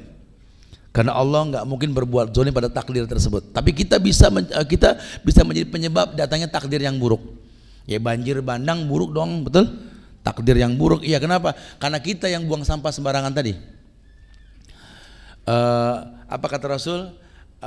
Beliau mengatakan bahwa Allah akan selalu liputi dengan ujian yang tak kunjung selesai, bala azab pada sebuah negeri. Kenapa? Ya karena kita banyak berbuat maksiat. Sallallahu alaikum zullan la yanji'u hatta tarji'u ila dinikum. Itu buruk, itu takdir buruk. Ya kita kering kerontang, nggak bisa nanem, hujan berlebihan, badai, banjir bandang, itu semua buruk semuanya. Cuma Allah itu nggak mungkin datangkan keburukan kecuali ada penyebabnya. Ternyata penyebabnya jelas kan? Kita sering makan riba, kita mengikuti pemimpin yang nggak jelas mau kemana membawa kita. Kita orang yang betul-betul ridho dengan perekonomian sampai nggak tertarik dengan keagamaan. Kita tinggalkan jihad, ya sudah. 4 penyebab mendatangkan keburukan. Nah, jangan salahkan Allah kalau keburukan kita rasa. Karena secara umum juga kalau Allah turunkan ujian bala, Allah, Nabi yang mengatakan, innallaha idza ahabba qauman ibtalahum. Pasti Allah turunkan ujian. Kalau dibiarkan saja, ini Allah pengen yang buruk buat dia. Nah, kita bersyukur negeri kita ini diuji sama Allah dengan ujian yang banyak. Tapi lihat, kita nggak seperti Mesir, kita nggak seperti Palestina, kita nggak seperti Suriah, kita nggak seperti Rohingya, Muslim Rohingya. Ya bukan nggak nutup kemungkinan kita bakal mirip dengan mereka kalau kita nggak buru-buru bangkit, gitu loh. Kenapa? Di Indonesia ini berpulau-pulau, setiap pulau masih punya ulama. Ulama itulah yang mendatangkan penjagaan. Nah, apalagi sekarang rakyat bangkit, sunnah di mana-mana. Ini musuh Islam berusaha timbulkan fitnah. Antum jangan terpancing, antum boleh baca sosial media, silakan. Tapi jangan beragama dengan sosmed. Tabayun, datang ke guru-guru antum langsung tanya sehingga terbuka. Iya ya. Kenapa kata Ibnu Qayyim? Adiddu yuzhiru hasanuhu diddi wa bididdiha tatabayanul asya. Ibnu Qayyim sudah katakan dalam kitab Majalis Salikin, beliau mengatakan adiddu dawa. Adiddu yuzhiru hasanuhu diddi. Musuh akan mempertontonkan kebenaran musuh yang dimusuhi. Karena dengan adanya permusuhan akan kelihatan siapa yang benar, siapa yang salah. Nggak usah khawatir. Antum tegakkan tauhid, dihujat, berarti dominasi kesirikan sudah ada. Berarti penyakit negeri ini nggak maju. Kenapa? Syirik yang dianggap biasa. Syirik yang dianggap biasa, riya yang paling sering. Maka Nabi mengatakan akhafu ma akhwafu min ummati. Yang paling aku takutkan dari umatku ini asyirkul asghar. Syirik kecil. Yang kalian nggak berasa. Kalian beragama untuk sombong. Iya, lihat. Sampai saya tekankan sekali, khususnya buat orang-orang yang mau umroh, yang mau haji, yang mau nikah, yang mau berbuat baik, tolong karena Allah. Karena kalau bukan karena Allah, pengen dilihat, lihat saya mampu, Allah hancurkan Anda. Allah akan hancurkan Anda. Tidak akan pernah tegak sebuah kemuliaan kalau pengen dipandang oleh manusia. Apalagi berkait dengan ibadah. Luruskan niat, ikhlas untuk Allah dan mencontoh Rasulullah SAW. Allah paling benci sama orang yang sombong. Jangan pernah merasa lebih di hadapan manusia. Mungkin sudah lama kita banyak melakukan kesombongan di hadapan Allah. Salah satu bentuk kesombongan adalah ketika kita takabur. Kita mengambil sifat Allah. Allah al-mutakabbir, Allah yang maha sombong. Allah boleh sombong, kita nggak boleh sombong. Masya Allah ya. Biar panjang bahasan kita berdialog kali ya. Biar banyak tanya jawab. Silakan yang mau ditanyakan. Akhiru da'wana alhamdulillahi rabbil alamin. Fadhal. Assalamualaikum warahmatullahi wabarakatuh. Waalaikumsalam warahmatullahi wabarakatuh. Apakah benar dengan kita terus berdoa bisa merubah takdir yang sudah digariskan oleh Allah? Oke. Rasulullah SAW bersabda bahwa la yaruddul qada illa du'a. Tidak ada yang bisa merubah takdir kecuali doa. Dan ini sabda yang azim, sabda yang betul-betul manfaat buat umat. Memang ada beberapa takdir yang kita nggak bisa rubah. Ya salah satunya ketetapan kita menjadi laki atau perempuan. Kita nggak bisa meminta sama Allah ya berubah diri jadi perempuan kalau kita laki-laki, atau sebaliknya nggak bisa. Kita meminta sama Allah untuk ditakdirkan menjadi ibunda para anbiya, para nabi dan rasul. Ya nggak mungkin ya. Kita minta sama Allah sesuatu yang mungkin gitu lah. Nah sesuatu yang mungkin inilah yang boleh kita minta. Jadi memang betul kalau kita tercipta dalam keadaan bodoh sambil belajar, kita meminta sama Allah dijadikan orang yang pandai, bisa berubah. Sekarang negeri kita banyak ujian yang tak kunjung usai. Yuk berbenah diri anak bangsa, udah saatnya kita bergandeng tangan. Yuk kita memajukan negeri ini, bukan saling menghujat, saling mencaci. bantu pemerintah dalam hal-hal yang tidak bermaksiat kepada Allah sambil berdoa bisa, insya Allah. Lawang bambu runcing bisa mengusir Belanda yang senjatanya canggih kok.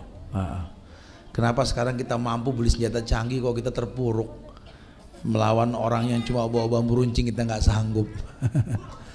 Bisa, Nabi yang mengatakan seperti itu. Jadi tinggal siapa yang berdoa dan bagaimana dia berdoa. Karena yang namanya doa itu ibadah. Ad-du'a wal ibadah. Doa itu ibadah. Nah, kalau sudah bicara ibadah, pasti Allah perintahkan, pasti Nabi contohkan. Apa perintah Allah? Ud'uni astajib lakum. Ni-nya itu mufrad. Berdoalah kepada aku saja, berarti tidak ada kesyirikan. Kul huwallahu ahad, baru Allahu somad. Esakan Allah, baru kau minta Allah as-somad. Ada teknik kata Allah. Nabi ajarkan banyak beristighfar, bertasbih, bertahmid, bertahlil, baru dia berdoa.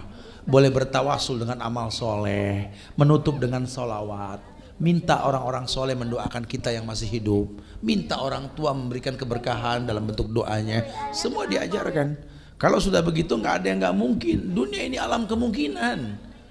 Dunia ini alam kemungkinan. Hati anak Adam, kata Rasul, di antara dua jari Ar-Rahman. Allah bolak-balikan hati manusia, makanya ada doanya, ya muqallibal qulub sabit qalbi ala dinik wa ta'atik. Ya, wallahu a'lam bishawab. Taib. Pertanyaan selanjutnya Ustadz, boleh? Silakan. Bismillah Ustadz, saya baru hijrah dan taubat dari narkoba. Bagaimana caranya agar saya istiqomah? Jazakallah khair. Iya. Berikan alasan pada diri Anda kenapa Anda bertobat dari narkoba. Sehingga ketika Anda sudah tahu bahwa buruknya narkoba menjadi sebuah pijakan awal Anda meninggalkan narkoba. Sisanya cari penyebab terjadinya Anda masuk dalam lingkungan narkoba. Karena ulama sering mengatakan berawal narkoba itu karena kita menerima pemberian orang lain. Ada ajakan dalam Islam ini, perempuan khususnya suruh banyak sedekah. Karena efek sedekah bukan cuma jadi orang kaya karena sedekah, tapi orang yang bersedekah itu jauh dari yang namanya kemaksiatan narkoba. Karena orang yang suka memberi nggak suka menerima. Ya, ada ketertarikan untuk nggak gampang menerima. Saran saya, pahami penyebab-penyebab dulu Anda ikut. Kemudian yang kedua, bersahabatlah dengan orang soleh. Hijrah. Kalau narkoba ini harus hijrah total. Jangan berteman sama orang-orang yang pernah narkoba bareng. Tinggalkan semua. Punya lingkungan yang baru. Karena masih ada apa kalau orang Sunda bilang agak sakau ya. Kalau ngeliat orang mabuk tuh pengen gitu ya. Kayak orang rokok. Kalau pengen ninggalin rokok ya harus total. Jangan bergaul sama yang rokok. Berhenti ngerokok, berteman sama orang yang ngopi, bebusa. Terus Masya Allah. Ada godaan berat nih. Ya susah. Dia pernah ngasihin pecu-pecu begitu ya. Ini dapat bocoran dari Iwan, kata Ustaz, aneh tuh nggak kuat kalau ngeliat kopi bebusa, embun turun sama suara pecu. Masya Allah.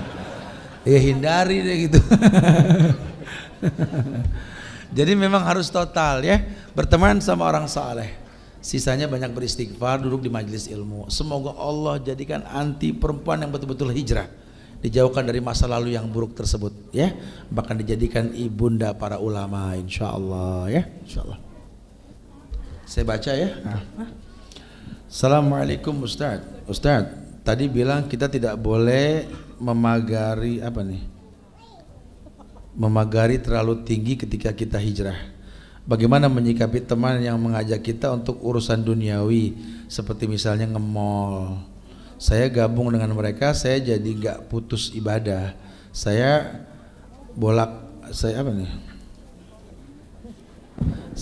takjub apa yang sebaiknya saya lakukan?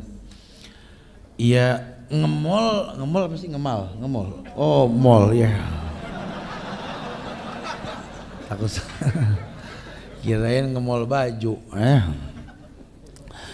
Ya kenapa emang nge-mall nggak boleh? Boleh lah, tinggal tergantung ke mall ngapain gitu loh. Kalau memang buat belanja ya ke mall, tapi ya sebatas belanja, jangan pindah kantor gitu loh. Bahkan kemarin sengaja saya bikin kegiatan, saya nggak, demi Allah saya nggak niat ngaji di mall.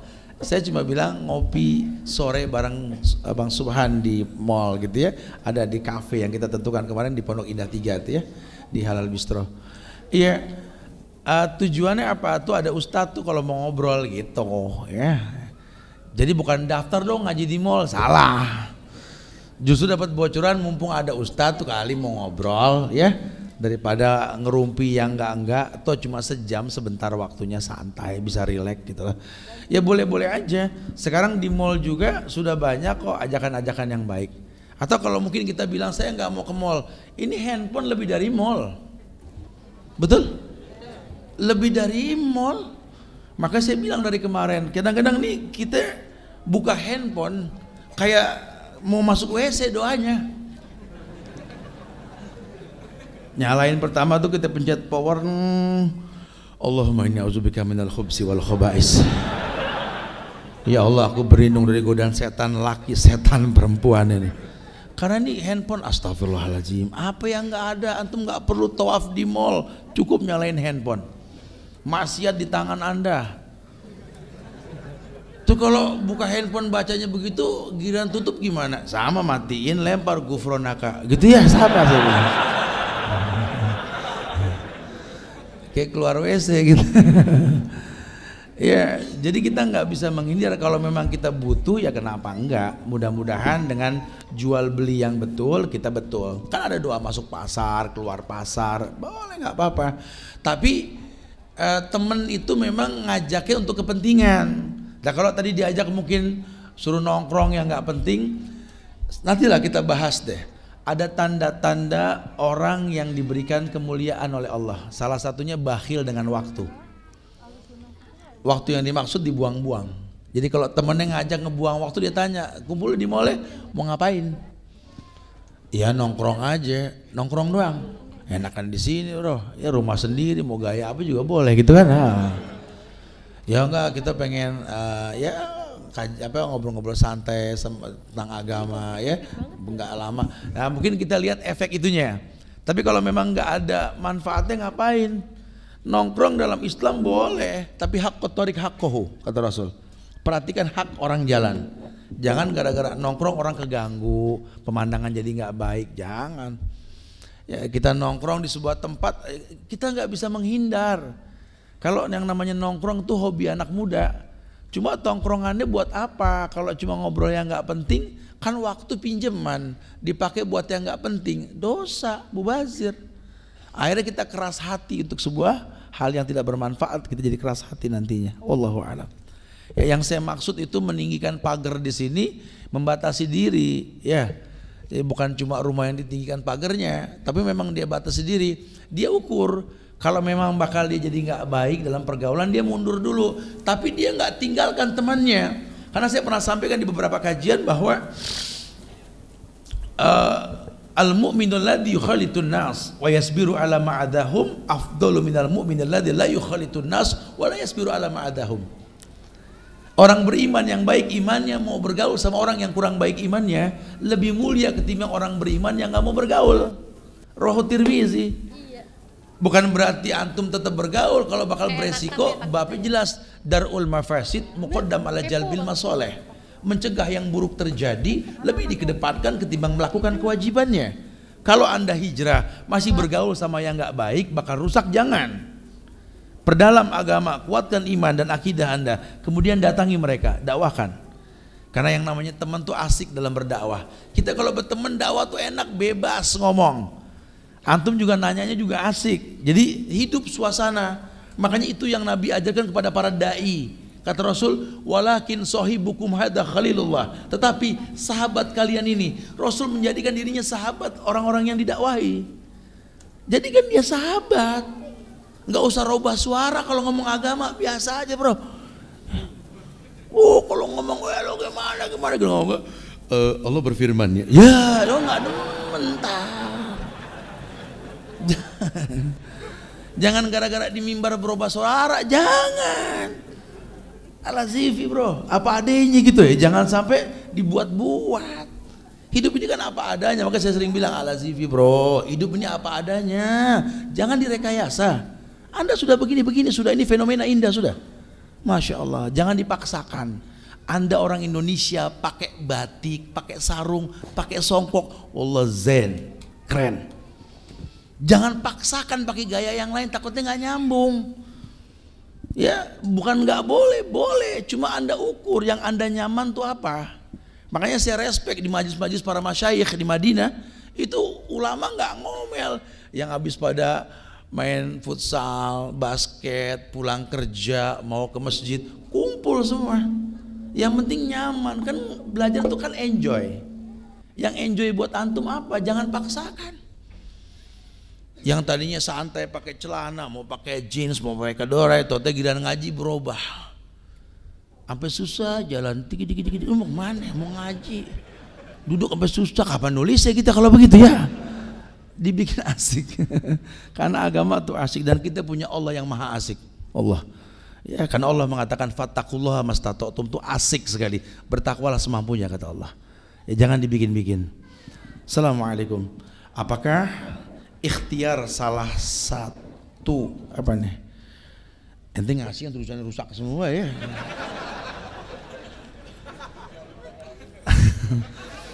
Apa ikhtiar salah satu bagaimana pada rusak dah? Nggak bisa baca dah. Ayo mau nanya langsung juga nggak apa-apa. Sambil pilih pertanyaan. Fadal. Assalamualaikum warahmatullahi wabarakatuh. Ustaz. Apakah masuk surga dan masuk neraka adalah takdir Allah? Naam, takdir Allah. Ya, takdir Allah. Tapi neraka takdir yang buruk, penyebabnya Anda yang buat. Apa yamshi mukibban ala wajhihi ahda amma yamshi sawin ala sirati mustaqim. Allah bakal balikin dulu di dunia dia jalan pakai kaki, di akhirat dia ngesot pakai muka. Kenapa? Di dunia dia putar balikan hukum. Sunnah dibilang goblok. Oh. Kalau dia nggak tobat, dengerin ya. Ente nggak tobat, Allah bakal bikin ente ngesot pakai muka di akhirat. Sunnah ya kita bela dong sunnah, siapapun dia. Paling berapa lama lagi nih orang nggak tobat ya, masya Allah. Kalau iya, apakah Allah tidak kasihan dengan hambanya? Yalah, Allah kasihan. Makanya sampai terakhir nanti Allah letakkan kakinya di neraka. Yang masih ada iman sebesar biji sawi pun Allah masukkan ke sorga. Saking maha rahman rahim ya Allah. Bahkan Allah luaskan itu surga untuk menambah jumlah orang masuk surga. Masya Allah. Sampai Allah bilang ya ibadi, ya ibadi, lo ataitani bikrobil ardi khataya thumma laqitani la tusriku bi syai'an la ataituka magfiratan mislaha. Jangan pernah bilang Allah tidak punya rasa kasihan. Ya. Allah Rahman, Allah Rahim. Wahai hambaku, kalau kau datang nanti di akhirat menemuiku, kau geret dosamu sebesar langit dan bumi, memohon ampun kau tak berbuat syirik, ku datangkan ampunan sebanyak dosa yang kau lakukan. Allahu Akbar. Bahkan dia berkata, dia berfirman pada Nabi Musa, ya Musa, ya, lau anna samawati sab' wa amiruhunna ghairi wal adina sab' fi kaffah wa la ilaha illallah fi kaffah malat bihina la ilaha illallah. Tolong kalimat la ilaha illallah jangan kau remehkan Musa. Hambaku berkata la ilaha illallah, diletakkan pada sebuah daun timbangan, 7 lapis langit dan isinya, bumi dan 7 lapisnya diletakkan pada daun timbangan yang lain, malat bihina la ilaha illallah. Asal dia berkata la ilaha illallah lebih berat ketimbang itu semua. Allahu Akbar. Makanya salah kalau orang masuk neraka Allah nggak kesian, salah dianya. Sampai Allah mengatakan ya ayyuhal insan ma gharraka bi rabbikal karim alladzi khalaqaka fasawwaka fa'adalak fi ayyi suratin ma syaa rakkabak. Manusia, ma gharraka bi rabbikal karim, ma gharraka bi rabbikal karim. Apa yang membuat kamu enggan beribadah sama Allah? Alladzi khalaqaka fasawwaka fa'adalak. Yang menciptakan kamu, menyempurnakan kamu, memuliakan kamu. Masya Allah, kitanya kurang bermuhasabah diri sama Allah. Punya orang tua kita nggak hormat, punya negeri yang aman, tentram, ngaji kapan saja, busana muslim muslimah nggak dilarang, bawa Quran nggak diomelin, tinggal pilih di masjid banyak. Ya Allah, muliakan negeri kami ya Allah, berikan pemimpin-pemimpin yang soleh buat negeri ini ya Allah. Ini negara lain susah nemuin pagi-pagi anak muda kumpul sampai ribuan kayak gini, susah. Sahabat-sahabat kita di Suriah itu semua meminta dikirimkan Quran. Saudara kita di Rohingya terzolimi, disakiti, dibunuh, kita enggak di sini. Makanya berhusnuzon pada negeri kita. Ya kalau sudah bicara pemimpin nanti babnya beda. Pemimpin tergantung rakyat. Kalau rakyatnya pintar yang diangkat orang pintar. Tapi ingat, siapapun yang terangkat manusia, tidak ada yang sempurna. Doakan, bantu, dukung. Allah muliakan kita insya Allah. Assalamualaikum warahmatullahi wabarakatuh. Ustadz, saya mau bertanya. Saya kan disuruh mengikuti karnaval ya, hiburan-hiburan kayak band-band kayak seperti itu di perusahaan saya. Saya bilangnya untuk tidak diri. Coba sekali lagi agak. Saya bilangnya mau kuliah untuk presentasi, padahal saya mau mengikuti kajian Ustadz gitu. Apakah saya berdosa? Terus apakah saya harus meminta maaf kepada manajer saya gitu, seperti itu?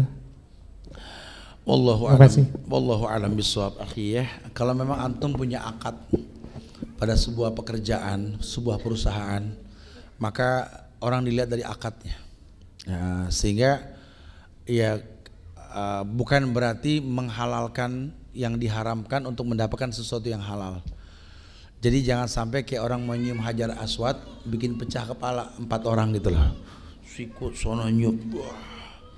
Ya, Anda sudah nyium, sudah ibadah dengan cara yang salah. Nah, ini mungkin Anda punya akad bahwa pada hari ini ada komitmen tentang masalah pekerjaan.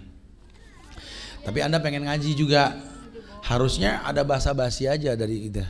Ya, kalau nanti diizinkan, ya alhamdulillah. Kalau enggak, niat sudah sampai. Toh sekarang sudah direkam, bisa diminta dan dimasukkan ke YouTube, bukan susah kok ya. Mungkin kedepannya nanti dalam rapat boleh diajukan tuh. Boleh gak kami ini meminta sedikit waktu, dengan konsekuensi kami tambah di akhirnya karena ada ujian. Walhasil akad.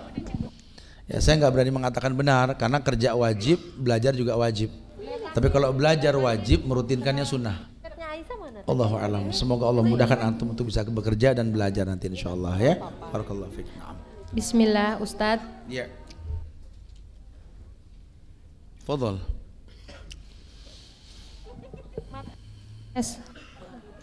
Suami saya keasikan tinggal sama orang tua. Tapi saya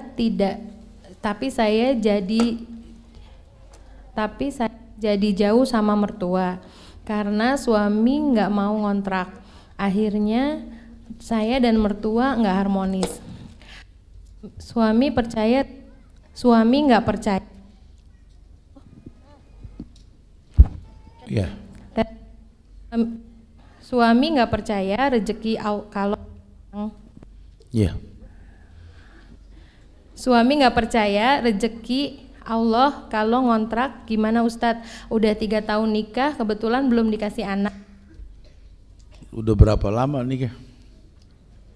3 tahun. Berapa? 3 tahun. Oh, belum lama ya 3 tahun. Ya. Ya. Gimana Ustadz? Tapi suami nggak pernah percaya kalau saya hubungkan kehidupan dengan agama.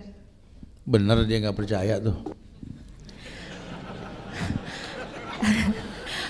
Afwan Ustadz, ini cuman bacain tuh ini pertanyaan aja dari panitia. Oh, kirain langsung orangnya. Karena kalau masalah rumah tangga biasakan dua-duanya datang. Jangan satu aja yang ngasih bocoran, takutnya nanti kita berpihak. Karena tidak mungkin lah ada asap kalau nggak ada api, gitu ya. Apa yang membuat suami ini nggak percaya diri untuk ngontrak? Tentu dia melihat mungkin ketidakmampuan istri untuk melayani dia, mungkin ya. Ketidakmampuan si istri untuk bisa menjadi partner hidup. Jadi dia butuh tahapan. Atau mungkin secara mendasar bahwa dia mungkin punya tanggung jawab sama orang tua yang perlu ditinggal secara perlahan. Nah, kita harus lihat sababnya dulu. Tapi kalau sampai memang levelnya dia nggak percaya rezeki ada selain dari rumah di mana orang tuanya tinggal, ya nanti syirik larinya kan, bahaya gitu ya. Saya sih berhusnuzon ya. Memang yang paling baik buat para laki-laki sudah dikatakan tadi, manis tato'ah. Antum sudah mampu, maka antum berani untuk keluar. Bedakan antara keluarga Anda dengan rumah tangga Anda. Bukan membedakan untuk bermusuhan, tidak. Karena kalau yang namanya rumah tangga itu agenda hidup Anda. Kalau yang namanya keluarga ini sudah memang menjadi sebuah bagian dari hidup Anda yang gak bisa hilang. Nggak ada bekas keluarga, betul? Ada bekas istri dalam rumah tangga, bekas suami juga ada gitu loh. Itu yang saya maksudkan. Jadi perlu dipahami bahwa terkadang orang yang menikah ini terjebak dalam permasalahan seperti mantu nggak akur sama mertua dan lain sebagainya ini karena penyebabnya ada. Karena biar bagaimana ibu Anda itu bukan ibu kandung istri Anda atau sebaliknya, gitu ya. Jadi kadang-kadang kalau anak kandungnya tidak dirawat, tidak dicukupi oleh istrinya, maka si mertua kadang-kadang nggak senang gitu lah. Ya namanya rasa memiliki, apalagi kalau ibu kepada anak lakinya kan. Waduh, nah kita nih orang laki perlu pandai untuk menyikapi ini. Untuk menyatukan mereka ya nggak gampang loh, dari dua sisi yang berbeda, masing-masing semua mengatasnamakan cinta kan. Tapi kan aku cinta sama kamu, aku kan istri kamu. Ibunya bilang saya lebih mencintai dan saya lebih tahu dia. Nah buat orang tua juga, wallahi Islam menasihati, jangan jadi orang ketiga dalam hidup rumah tangga anaknya. Cukup doakan. Nah buat kita yang menikah, belajar keluar, ya belajar ngontrak, belajar membuka kehidupan yang baru. Karena rumah tangga ini kan telah didoakan dari awal nikah. Barakallahu lak wa baraka alaik wa jama'a bainakuma fi khair. Kalau sudah didoakan berkah, tinggal buka penyebab datangnya keberkahan, gitu ya. Nah, keberkahan itu dengan apa? Salah satunya ridho orang tua. Mungkin zurghiban tasdad hubban. Anda sih boleh sering-sering ketemu orang tua, lawang orang tua, tapi kalau ketemu sama mertua zurghiban, temui jarang-jarang, timbulnya cinta. Ya, istri juga sama, temui istri ke mertua kita, orang tua kita, ya jarang-jarang, gak usah sering-sering. Karena kalau sering nanti kelihatan salah jadi susah. Kesian. Ya kita berumah tangga dengan orang yang orang tua kita nggak ridho. Aduh. Ya. Saya selalu minta maaf sama orang tua saya kalau seandainya dari keluarga saya ini ada yang membuat kesal mama, saya minta maaf. Jangan sampai rumah tangga saya nggak dapat ridho. Tolong, ya kalau mau ngomel-ngomel ke saya nggak pandai untuk bisa mendakwahkan dia. Biar berilah waktu. Mungkin satu waktu Allah akan berikan hidayah buat dia. Jadi kita pandai-pandailah berdialog sama orang tua ya. Jangan sampai orang tua kita nggak ridho. Karena orang laki, secantik apapun istrimu, selucu apapun anak-anakmu, sekaya apapun Anda dengan harta, sehebat apapun di mata manusia, Anda anak kecil buat ibu Anda. Merendahlah, jangan sakiti hatinya, jangan zolimi dia, ya, berikan yang terbaik buat dia. Jadi betul-betul memang perlu dipahami, makanya istitoah tuh nggak main-main. Kalau cuma segera meletakkan benih semua sanggup, cuma kan membina yang sulit. Ya, semoga Allah jaga rumah tangga kita semua insya Allah ya. Barakallah. Nah. Mau tanya Ustadz, Ana sudah menikah sekitar 4 tahun dan Ana ingin sekali dikaruniai anak soleh Ustadz. Sebelumnya istri saya 1 kali keguguran. Dan yang kedua anak saya meninggal dalam usia 2 hari. Apakah ini termasuk takdir baik atau buruk? Baik. Anda sudah punya celengan, ya. Jadi wildanun mukhalladun, masya Allah. Karena yang meninggal anaknya dari kecil, Rasul pun merasakan. Bersyukurlah. Ya, anak cuma titipan, jangan terkecoh. Jangan gara-gara anak kita komplain sama Allah, jangan. Bersyukurlah sama Allah. Mungkin Allah tahu ya level agama Anda sehingga Allah berikan kemuliaan akhirat buat Anda. Itu anak semua celengan Anda di akhirat, masya Allah. Tapi jangan minta mati lagi, minta hidup ke sana ya. Banyak kamu. Semoga diberikan anak yang soleh ya, anak yang betul-betul membahagiakan dia. Karena Ya Allah, antum punya anak deh yang banyak deh, minta yang terbaik, kasih makan yang halal.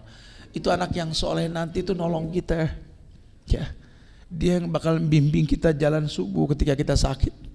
Dia yang bakal bangunin kita, dia yang bakal mandikan kita nanti, dia yang bakal kafankan kita, dia bakal berdiri di hadapan mayit kita, di hadapan jamaah. Wahai jamaah, di hadapan kita ini terbujur kaku orang tuaku, ayahku, ibuku, saudara kalian, nenek kalian.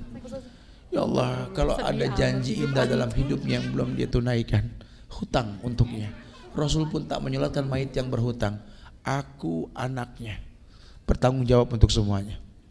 Apapun urusan dia, urusan saya sekarang. Masya Allah, beruntung. Bahkan ketika masuk mayit ke lubang kubur nanti, ya, sudah masuk ke lubang kubur, ketika tanah belum rata menguruk lubangnya, anak yang bakal berdiri nanti dalam keadaan bekas tanah merah di bagian badannya. Ayyuhal hadirun, sunnah Rasul. Beliau berdiri di pinggir lubang yang belum rata teruruk tanah. Istaghfiru li ummi wa abi, istaghfiru li akhikum wa li ukhtikum. Mohonkan ampun buat penghuni kubur ini. Fa innahul ana yus'al, dia sedang ditanya. Anak yang soleh meminta yang hadir memohonkan ampun. Dan anak yang soleh mulut yang gak akan pernah berhenti berkata Rabbighfirli wali walidayya. Bibirnya basah mendoakan mayit orang tuanya. Bahkan malaikat pun tak bisa mencambuk orang tuanya karena istighfar anaknya yang soleh. Semoga Allah jadikan anak-anak kita anak yang soleh, soleha insyaallah semua ya. Wallahu a'lam. Ustadz. Taib. Bismillah, ada pertanyaan lagi. Ya. Bagaimana cara melepas susuk kecantikan secara syar'i? Dan apakah seorang pezina yang sudah hijrah bisa mendapatkan lelaki soleh dan menjadi bidadari surga? Siapa yang Syukron. Siapa yang bisa memilih takdir di masa lalu? Ya. Orang berbuat dosa, orang berbuat salah itu karena takdir yang Allah telah takdirkan. Tapi yuridullah bikumul yusra wa la yuridullah bikumul usra. Allah pengen yang baik, pengen yang gampang buat manusia. Makanya Nabi mengabarkan ada perempuan yang seumur hidupnya dia bermaksiat. Seumur hidupnya dia bermaksiat, wallahi. Ketika dia bertobat kepada Allah, tidak ada satupun manusia yang merespon tobatnya, kecuali seekor anjing yang kehausan yang mau menerima sedekah air dari sepatu kulitnya. Dan gara-gara itu dia dimasukkan ke sorga. Dia punya Allah Ar-Rahman Ar-Rahim. Bahkan si penzina ini pun jadi penghuni sorga. Mungkin asal dia mau bertobat. Innallaha la yaghfiru ayyushraka bihi wa yaghfiru ma duna dzalika liman yasha. Semua dosa Allah ampunkan kecuali dosa syirik. Bahkan ketika si penzina ini bertobat kemudian dia mati, dia belum sempat berbuat baik, itu istighfar orang sampai ke lubang kuburnya karena dia berbuat dosa besar. Tapi istighfar bisa sampai, Allah akan muliakan dia dengan surga. Makanya nggak nutup kemungkinan, udah bertobatlah, hijrah dari masa lalu kita. Ya, jangan mengulangi, tangisi dosa di masa lalu. Wabki ala khati'atik. Ya, bergaul dengan orang-orang yang soleh, soleha, duduk di tempat yang baik, tutup semua pintu-pintu yang mengajak kepada keburukan dalam hidup anti. Ya, semoga Allah berikan hidayah selalu insyaallah. Barakallahu fiik. Afwan Ustadz, tentang cara mengeluarkan susuk kecantikan secara syar'i gimana Ustadz? Syukron. Susuk ini yang paling baik memang kembali kepada orang yang memasangnya untuk mengeluarkannya. Kalau secara syar'i ruqyah. Ruqyah ini bisa mengeluarkan, karena susuk ini kan singgasana setan di badan kita. Ya, jadi setan biasanya ngasih syarat, saya bisa nolong kamu, semua orang senang sama kamu, asal letakkan nih berlian di pipi kamu, sehingga orang lihat pipi kamu kelepak-kelepak gitu ya. Diletakkan di bibir, di bagian mata, di bagian pundak, pinggul, macam-macam gitu ya. Itu daya tarik yang dibikin oleh setan, sihir namanya itu. Itu bisa keluar dengan ruqyah sebenarnya, ya, atau kembali ke orang yang masang untuk diambil kembali susuk tersebut. Tapi kalau dia memang mau dengan secara syar'i ruqyah, ruqyah itu bisa mengusir setan dari badan kita. Ya, sehingga salahnya pun sama. Wallahu a'lam bishawab. Naam. Ustadz, bisakah takdir dipisahkan dari proses ikhtiar? Apa maksudnya? Iya, takdir itu bisa efek dari ikhtiar. Karena usaha untuk menjadi sesuatu yang baik itu proses. Makanya kalau kita merasakan takdir yang buruk, ya ada ikhtiar untuk bisa hijrah pada takdir yang baik. Dulu Umar bin Khattab begitu. Ketika dikabarkan tentang penyakit taun di negeri Syam, beliau menggagalkan perjalanan ke Syam. Abu Ubaidah bin Zarrah tanya, kau lari dari takdir Allah wahai Umar, karena diperintahkan ke Syam kan? Kata Umar, na'am, nafirru min qadarillah ila qadarillah. Betul, aku lari dari takdir Allah menuju takdir Allah yang lain. Boleh, itu semua proses ya. Wallahu a'lam. Khalas. Tayyib ya. Ini panitia sudah bilang khalas. Ustadz, afwan boleh satu lagi? Fadal. Saya Ahwat, anak tunggal bekerja kantoran, sudah menikah punya anak satu. Suami merasa saya lebih patuh kepada orang tua daripada ke suami, sehingga suami saya berselingkuh dan saya pun mengusirnya dari rumah. Saya sebagai istri sudah meminta maaf saat bertemu langsung, tapi suami sudah tidak ada itikat meluruskan masalah. Apakah saya sebagai istri boleh meminta cerai karena suami sudah tidak ada kejelasan? Syukron Ustaz. Ya kalau memang jelas sudah seperti itu ceritanya ya boleh. Anda membutuhkan seorang imam yang membawa bahtera rumah tangga ke surganya Allah. Sekarang kalau si suami sudah nggak ada ketertarikan buat membawa bahtera, ya janganlah mengayu sendiri kan gitu. Boleh, alasannya kuat. Tapi kalau masih bisa diluruskan lebih baik ya. Memang buat laki-laki ya harga diri kita itu bekerja.